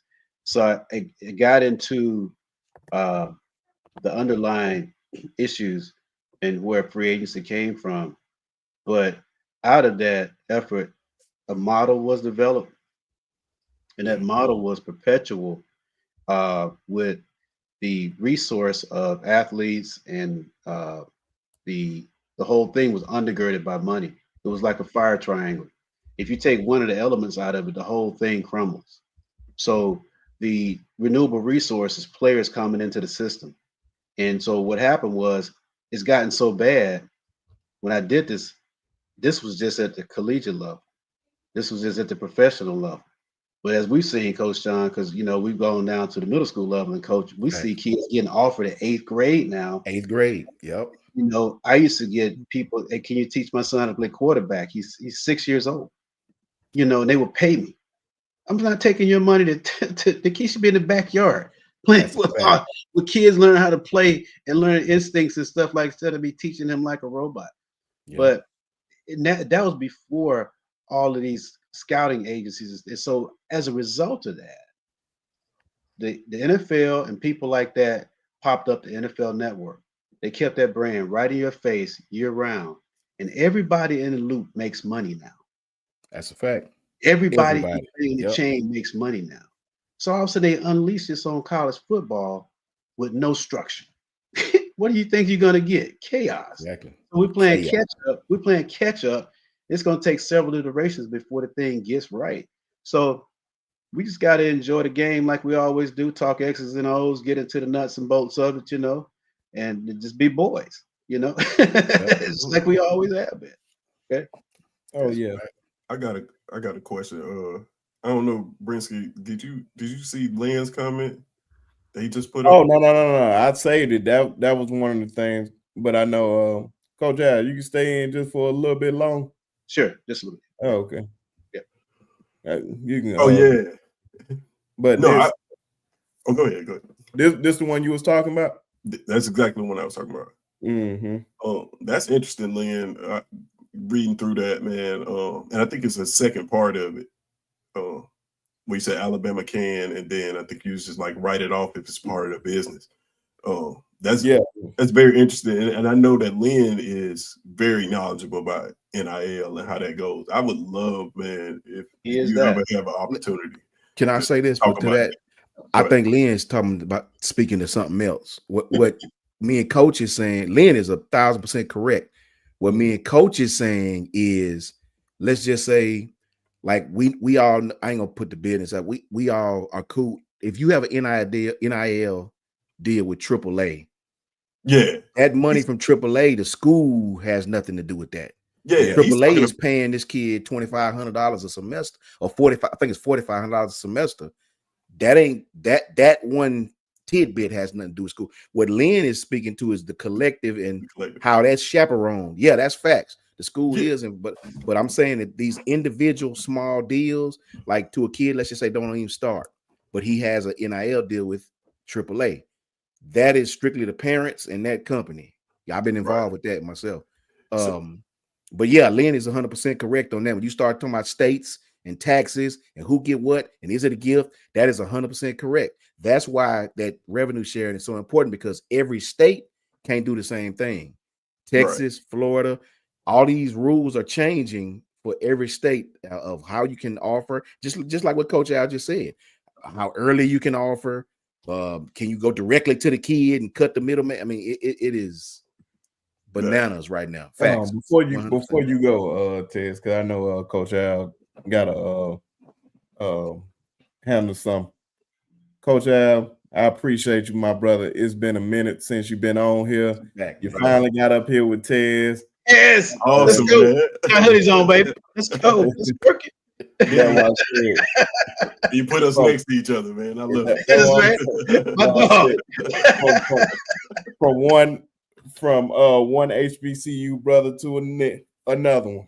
Absolutely. You got Jackson State, A&M, and Tuskegee in the house, man. Thanks. So, man, appreciate you coming on the show, my brother. Oh yeah, y'all be good, man. All right, appreciate y'all. Much love all the time. Love you, brother, for sure. Oh yeah, be safe. All right, will do. But yeah, go ahead, Ted. It's my fault. Love Coach Al, man. Coach, you 100% right. What I was going to ask Lynn was, if he's still watching, man, I would love to know. I guess the example, I'm gonna use Auburn for example. So we have, of course, Yellowwood money. Everybody knows that. So what's the difference of getting the kids sponsored and giving them a Yellowwood NIL deal, or what I think what he's saying is in that case, Jimmy Raines would just give the money to the school and say it's a player's gift, and then he get to write it off. Is that more beneficial to the business to just cut them a deal outside a third party deal like me and Coach Sean was talking about with AAA, or if this guy is actually a school booster, he can just funnel that money to the NIL collective and then write off that money in a different way. Like I don't know. It's just kind of some nuances about it that I don't really understand. That I'm trying. See, when you start talking about these collectives, that's when Lynn can tell you the ins and outs. You start talking about this pot of money. We should get rid of the collectives altogether, to be honest with you. But see, if you get rid of the collectives, then you'd have even more mass hysteria. You know what I'm saying? You know, like right there, Lynn. Right, that's about the corporate money, Coach. Facts. See, when Lynn is speaking to the big boys, you know what I'm saying? Right. Lynn is a part of these guys, like Ryan Wheat, like these kids that command that. You know what I mean? You have kids on the team right now that don't even start, that's getting smaller NIL deals, right? And but yeah, Lynn is 100% correct, man. When you start getting into them big boy monies, man, look. That's what I don't like about it. That's what I don't like about it, because we're at a disadvantage at the state of Alabama, right? We can't compete with Texas, man, right? When you talking about billionaire money, millionaire money, oil money, right? All these funnels of money.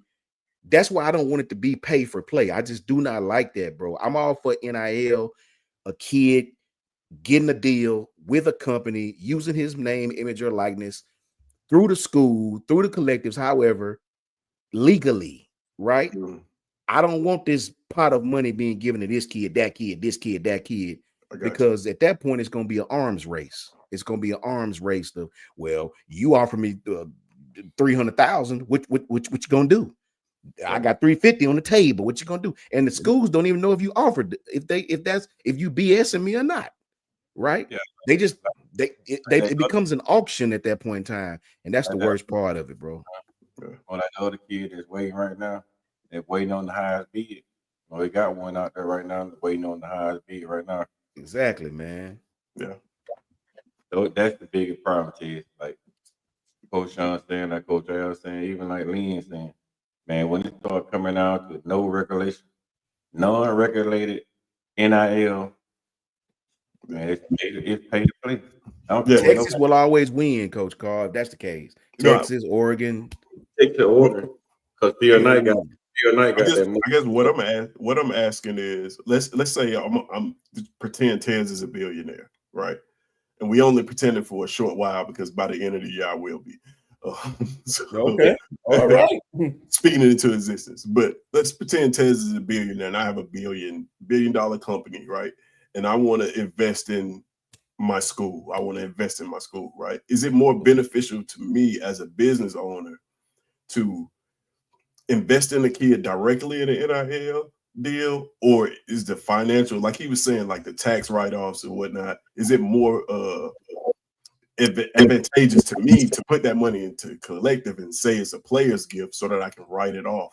Like, I guess it would be collective. I guess it would be more beneficial to me to give them a third-party deal, because I can actually recoup some of that cost in advertising or whatnot. I don't know. It's just the landscape of it is kind of crazy. I'll tell you this part, and Lynn can speak to those big dollars.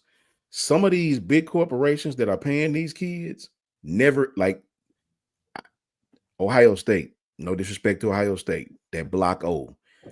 Okay. Some of these kids are getting bags that never even do nothing with the Block O. Then all of a sudden they'll come with a commercial or something, you know what I'm saying, to justify the bag. Some of these kids are not even really doing nothing NIL wise. They just giving the bag. Go ahead with that Lynn comment. Oh no, go ahead. Lynn says, so when the state get involved saying I need to pay the tax on the money instead of write-off, that won't benefit me. I'd rather just have a player wear my hat. Exactly. Okay. That's exactly what I'm saying. Company treated like an advertisement. 1,000,000% Okay. facts. And if you get to that level, guys, where we're from, we don't have a lot of yellow woods running around here. We just don't. Right? It's some wealthy people in our state. Okay. But I don't want to get in a arms race with Texas, right? With the state of Texas. I don't want to get in a race with that state, because if it comes down to that, we're gonna be at a disadvantage every year, man. Listen, guys, listen, Brinsky, before you go any deeper, I gotta help my daughter with something right quick, man. I want to tap in for a minute. Brinsky, you keep grinding. You and Ted's done a hell of a job down there, bro. I tried to send my boys through, hit the like on the pictures. You guys did a great. You, Tez, JB, y'all boys done it. Shout out to Carson Vincent, Alabama A&M University. Bad Bulldogs for death, though. You know what I'm saying? We supported him big time, man. Really supported him, bro. Bulldog Creed forever. He know what that is. You know what I'm saying? Really enjoy what y'all done, bro. Y'all have set the tone to make all of us try to come up to y'all level next year and try to get down there, man. Y'all done hell of a work, bro. Hell of a work. Yeah, man. Much love to Tuskegee. Much love to my brother, Coach Carl, who absolutely awesome down there. High school football coach, presently dealing with all this stuff that we talking about, right? So really love his work, man. Putting these young kids who don't have a scholarship on, really send prayers his way, man, because he's doing God's work with that, man. Some of these kids are just as good as the kids y'all reading about. They just don't camp. They don't come from these families that can pay these $1,000, $700 for these camps, man. So I appreciate Coach Carl. Much love to my brother, Coach Al. Always comparing notes to my brother. Love him to death. And Ty, our brother for life, man. Ty has really got all of our foot in the door. Love Ty unconditionally. Shout out to Piano, man. That's my brother for death. He told me he had a family emergency, man. He would tap back in with y'all. Shout out to my brother in the chat, Big A. That's my brother. I see him in a few hours at work. Love my brother to death. Huge Bama fan, man. And a smart Bama fan. He ain't the kind to go to the bridge and want to kill himself when we lose. He's a real Bama fan, man. Much love to everybody in the chat. And Brinsky, thank you for letting me on, man. I appreciate you. Love you to death, bro. I will tap back in. I'm supposed to help my meal with this, man. I will definitely tap back in with you guys. Yes. Before you go, let me give you a round of applause. Oh, you done got the sound effects. I'm jealous. I need it. I need the damn sound effect. And I need something. Before you get that back. Oh, that's great. I don't know if you guys have ever heard Coach Hayes. I don't know if y'all know Coach Hayes from Miami fan, Coach Hayes. Oh, yeah. Tap in with Coach Hayes. He has this saying he has called Po Little Timmy or something like that. And he has a sound effect. Sound like somebody getting slapped or something like that. Yeah. I need that one for lashes across their asses. Period. That's my slogan. Before you go, man, make sure y'all. It's so easy, man. Just click on Coach Sean channel and just subscribe there. Cost $0.00. We just keep growing every day. Yes, we always supporting each other. He need me. He know I'm right there. No hesitation. Thanks. Likewise, man, my brother. I promise you. And I appreciate you, man. Man, appreciate you too. Shout out to Jason. Shout out to DeHaven. Shout out to all them boys. Shout out to Coach J too. Everybody tap in. Coach James too, man. Coach J is awesome. Love him to death, man. Shout out to James. Before you leave, Coach Sean, let me tell you this, man. I sent the video from one of my linebackers to Reggie Ragland. Yeah, shout out to Reggie. Reggie put him in the game, man. Reggie got my boy hooked up. So ever since Reggie put him in the game, he already got 2 scholarship offers, man. See what I'm saying? That's why we do this. It ain't to sit up here and beat up other Bama content creators. That's stupid. We don't do that crap, man. We're about elevation, bro. Shout out to Kangaroo Black. Shout out to Kyle Henderson. Shout out to every Bama content creator that's about helping the people, man. Much love to y'all, man. That's Coach Carl. That's why the good Lord got his hand on you, boy. Got his hand on you. You know what I'm saying? That's why, and that's why I just said, man, I had to give big shout out to Reggie Ragland, man. He's Reggie Ragland. I appreciate it, boy. On everything. I appreciate y'all, boy, man. Love y'all to death, man. Till next episode. Hold on, real quick. I think Tez had to say something to you. Oh, my bad. Go ahead, Ted. I just wanted to let you know, man. Brinsky know what I'm talking about. But we got trying to get it for you, man, from the week. We think you'll love it. Just trying to make sure we can get it all clear, get it to you, man. I don't know if he told you about it, but when we saw it, we both said, man, Coach Sean loved this. So, yeah, I think. No, I didn't tell him. I didn't tell him. Okay. All of them gonna love it. Yeah, everybody love it. So, man, I'm here, brother. Anytime y'all need me, you know I'm once on you it. find out, you're gonna love it. Yes, and I'd like to say before we leave, Battle of the Bands is going on, and Alabama A&M University is putting lashes to asses down there. You know what I'm saying? Ass Southern, ass Bama State. You know what I'm saying? Got to tell the truth, man. That Bama A&M is doing their thing. You know, love that, boy. Love y'all, boys, man. Until next episode. Hold it down. Yeah, man. Let me switch out of that one. Eric D talking about, come on, Coach Carter. Ain't no way I'm gonna represent no Southside Panther. Eric D. So that's just like telling me to put on the Auburn hat, Eric D. No way. Hold on, man. I got a Goof put up. What the super chat? Tez, get this super chat for me real quick. I'm still trying to set up something. It says, if approved, it is believed that this will allow. I think. Hold on. I think it is the super chat he put before that comes before that. My fault. Okay, yeah, this is the first one. It said in April, the court would consider to approve a settlement of the House versus NCAA litigation over the NCAA's prohibition against NIL. Right, and if approved, it is believed that this will allow revenue shared, end of scholarship limits, and in the use of booster inductments disguised as NIL thoughts. Let me go to this one. My fault. Yeah, I read that one already. Oh, you did? Yeah. My bad. But yeah, man. We are gonna get off here in a minute. I didn't have a lot. I thought I posted a lot of pictures up here from this weekend, man. But I don't know. I didn't save them, so I guess I'll save them for Thursday. I said Thursday, Tuesday. But of course, man, this is one of the main reasons we went down to the Senior Bowl to holler at Carson Vincent, man, and the kids showed out, man. When I say we ran into his dad, how well did you do?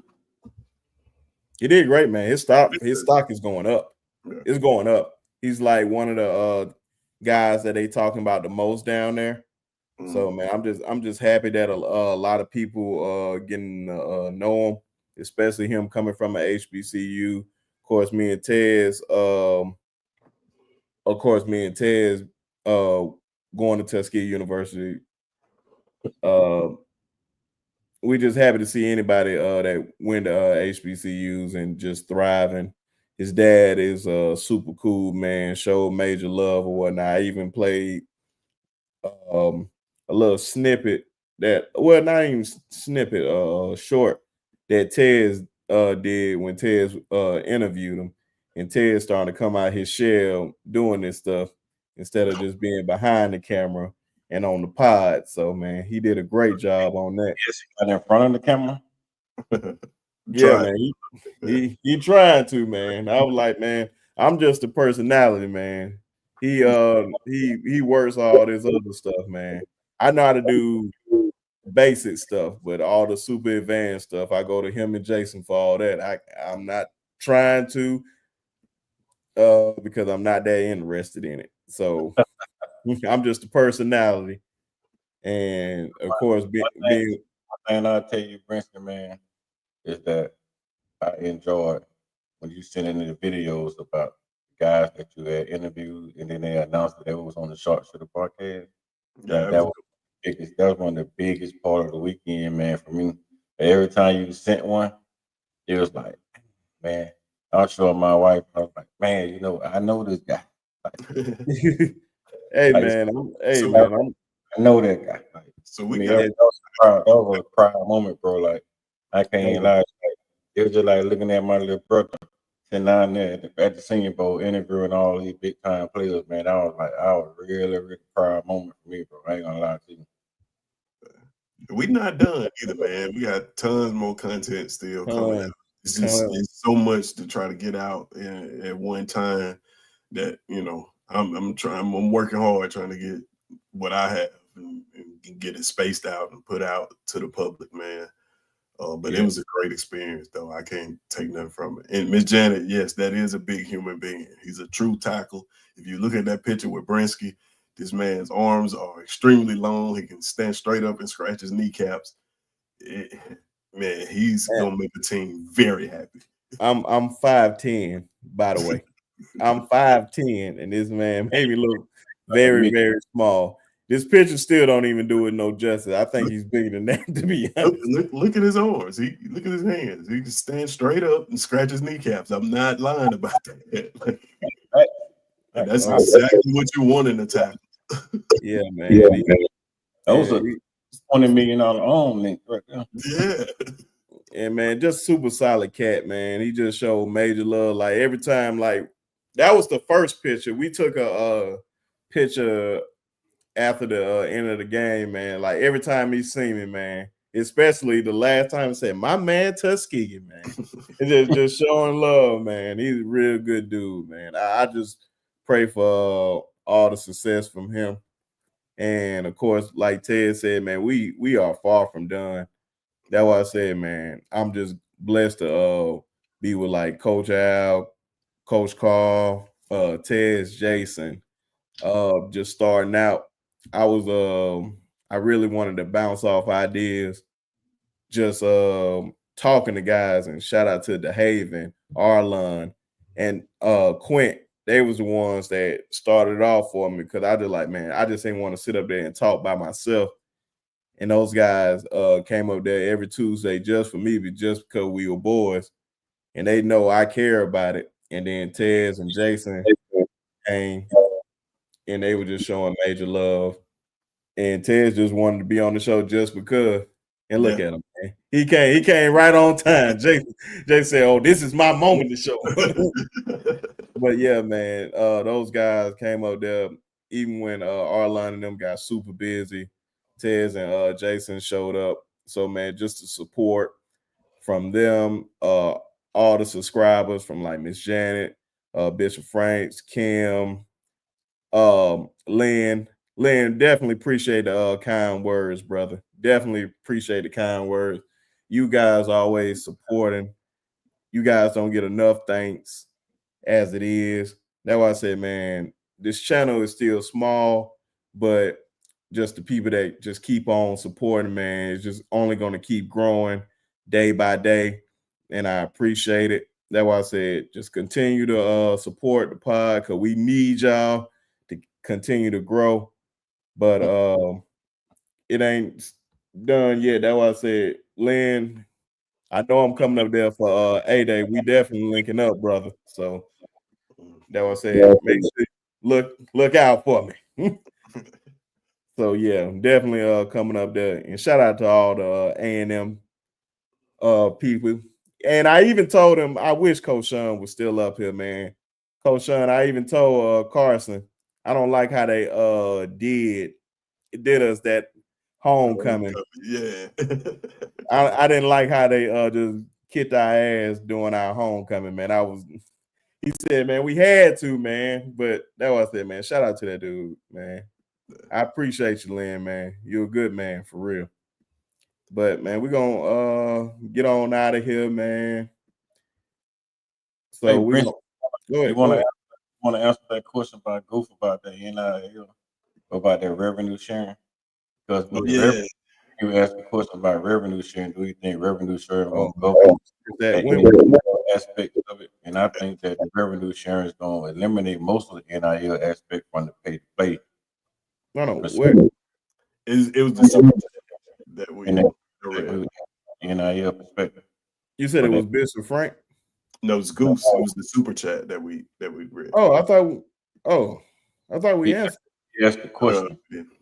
He asked a question. What was the question? I thought you said you read this one, Ted. My fault. Yeah, I did. Cool. and if approved, it is believed this is allowed revenue sharing in the scholarship limits and in the use of booster. I don't think boosters boosters ain't going nowhere, man. I can promise you that. Yeah, but they can't disguise it as NIL money. They would have to go back to anymore though. Throwing it up under the table and give it that walk in the building and you sign an autograph, man, I write you a check. I don't think that's NIL. Like, yeah, I don't know, man. I think it will get approved though. I do. Oh, yeah. Without I think they'll win that case because I think the bigger issue with the revenue sharing, man, is gonna be how much of a revenue they gonna actually allow the NCAA, gonna allow the colleges to be able to share. That's gonna be the kicker. Is it gonna be 20 million, 40 million, 50 million, 100 million? It's gonna determine how much money that the NCAA was going to deter. I mean, it was going to determine which kid goes where. Because most kids are not going to be able to afford anything over $20 million. So if being on the cap, everything will be on the level playing ground. But if it based on the revenue that your school intakes, it's not going to be fair overall on the board. So I think it's still going to be a lot of under the table boosters. For sure. A lot of that on the table that come into the house and sit down and have dinner, and then I deposit the money in your uncle name. Type of backhand stabbing going on because a lot of schools not gonna be able to afford it. Yeah, probably benefit those smaller schools though, like that couldn't raise that kind of money to begin with. I think they'll see benefits from it, but for the bigger schools, it's gonna be like a pay cut. You know? Like you said, but Texas is like slap on the wrist. See Stark out there say, "Hey, Brinsky, I appreciate it, man, for you voting." Yeah, man. But like I about to say, Kim asked me when that show, regular show on Tuesday on live. If Coach Sean available, definitely gonna have him on here. Coach Carl gonna have him on here. So make sure you guys just hit the like button, subscribe to the channel, man. That was it. It's just simple things like that just help the channel grow. Tell a friend to tell a friend. Hopefully we got good character for you guys to keep coming back. And he said he will be here. So that's a plus. So Coach Sean will definitely be in the house. So that's why I said hopefully we all got good character that people want to keep coming back. And yes, I'm throwing shots out at people that keep throwing shade at us. Like I said, say that again. Somebody threw shade at us? Oh man, it's somebody that we normally talk about that talks about us. You ain't tell me that, man. You know I'm all for it. Oh man, I don't think they understand that, man. My man said it best, man. We don't run from the smoke, we run to it. So so be very, very careful. But what May say, I'm nothing like what I look like. I'm nothing what I look like, man. I'm nothing what I look like, man. What?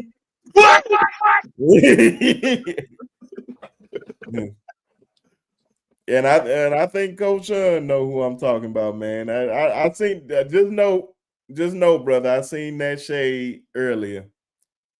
Just know I seen that shade earlier on your live, and I think folks can read in between the lines. But if he decides to keep going with the shade, hey man, just win, man. We dish out positivity over here, man. We just want to see each other win. There's no egos over here. We just want to see everybody win. That's it.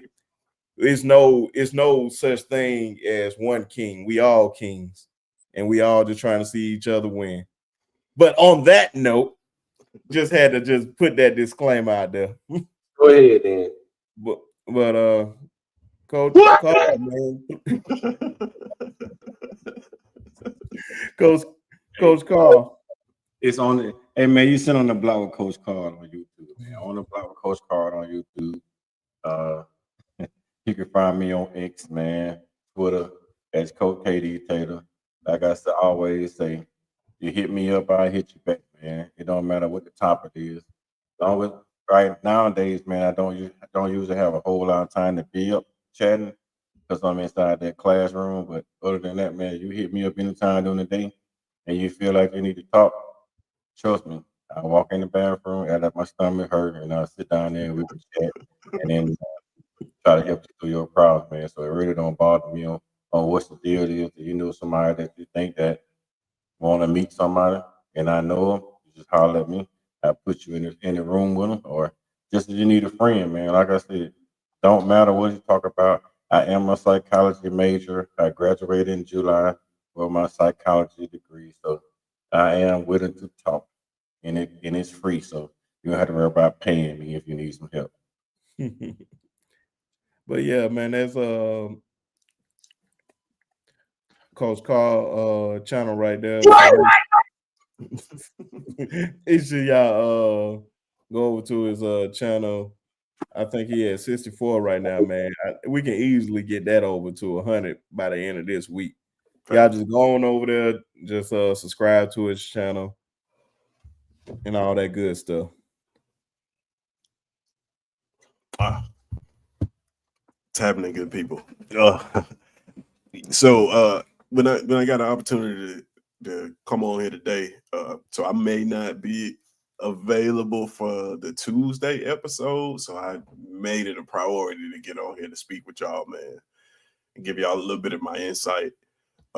One of the things that I do want to say before I get off here that I'm making a point to say every time I get a chance is being around all those kids out there, man, at the Senior Bowl really kind of put it in perspective for me. Something I knew, but like, man, these are just kids at the end of the day, man.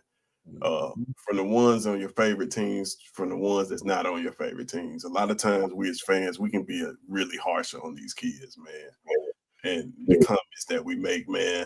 And I just wanted to let everybody know that remember, man, at the end of the day, these are kids, man. These are kids. Even if they are a lot bigger than we are, they still at the end of the day, man, they're kids. So we keep that in perspective when we give our criticism to them. Also, yeah, you can find me. I changed it down here at the bottom because I have a Twitter now. Right there, code name Tez. You can follow me on Twitter. I'll be posting a lot of my content. You can find me through Brinsky's Twitter too. He'll be reposting it, or I'll be reposting it from his page, however it goes. But you should be able to see me there. And we have a lot of, like I said, we have a lot of content that's still coming out about that Senior Bowl. Just give us some time. I know today I did nothing but sleep. So, all video content has been done by Tez. I'm just putting it out there. I'm not taking no credit for this. Oh man, it's all good. But yeah, like I said, give us some time, man, and we'll start to get some things. And the people that don't know, we talked about it this week. My goal now is to get hired to do content for an NFL team. So when y'all do support and y'all start seeing this content, please support it. That's gonna go a long way towards this new goal of mine. So yeah, that's it. That's all I wanted to say right there. And remember, code name Tez right there. And at the end of the day, these are still kids, man. So be nice. Hey, Brinsky. Go ahead. Can I make my claim right quick? Go ahead. Good job at the NFL. Can me and Brinsky, Coach Sean, and the crew get our 2%? Oh, absolutely, man. Oh, man, you selling yourself short. 75. Hey, wherever I go, y'all going, man. We in this together. But Piano Man just came back up here, man. Make sure you just shout out your channel, man, so folks know where to go. First, I want to apologize. I had a slight emergency. Kids call, grandkids call. Y'all know how that go.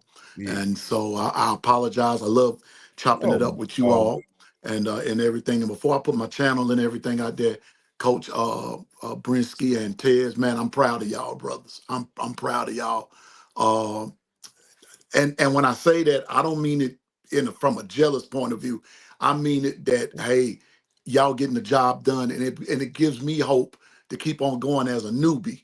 And so, man, I'm glad to be a part of y'all, and I'm glad to know y'all. And man, keep doing the doggone thing. And I know, right quick, I know that a clown then got it loose from the circus, but that circus gonna find him real soon. I promise you that. Oh I yeah, promise man. you that.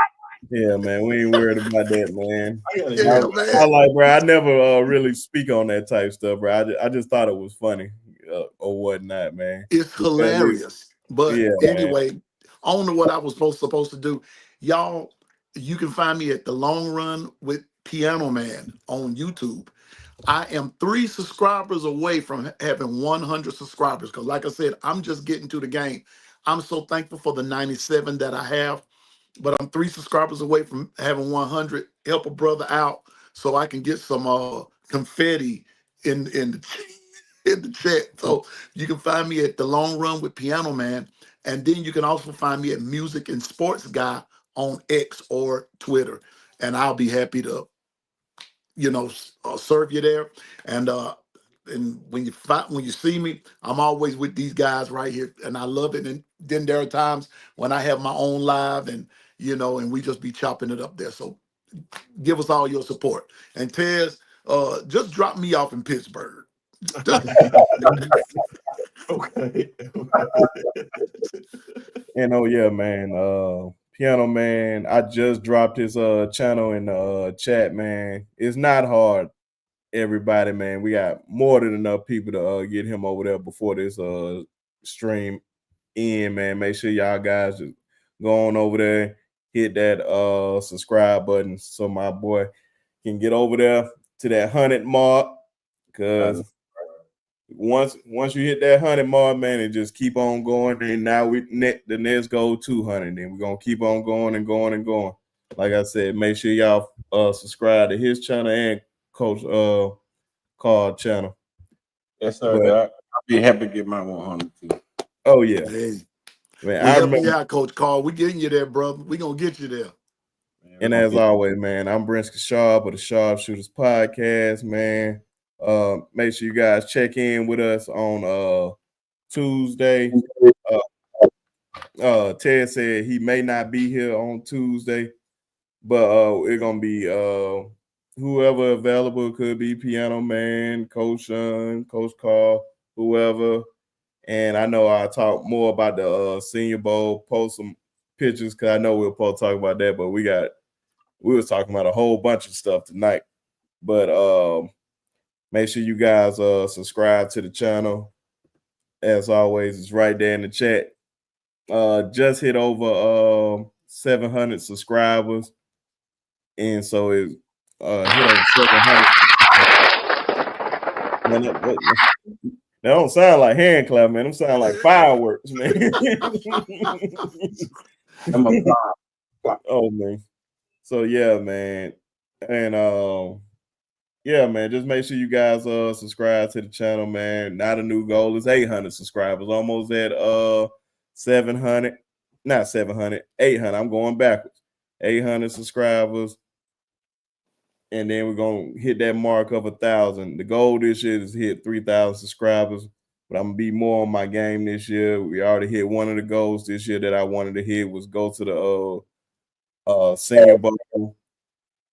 And I plan on hitting every mark this year. So, man, appreciate all the opportunities down at the Senior Bowl. Got to meet a lot of great people. Some of the people that you guys see on TV every day, from coaches to ESPN analysts, NFL analysts, all those type people, man. So even got some contacts. Shout out to Andy Staple that showed major love, gave me his contact information and just gave great wisdom and all that, man. I definitely appreciate him. Got to run into Bobby Humphrey, the great Bobby Humphrey. And I mean, he had I was his nephew, man. He showed like, man, where I know you from, man. and just showed me major love. So shout out to them. But like I said, subscribe to the channel, and we about to get out of here. And as always, Miss Janet beat me to the punch. She already know. F them trees. F them. Say it And again. you know, Ted's right there. Rest in peace to the great, the late great.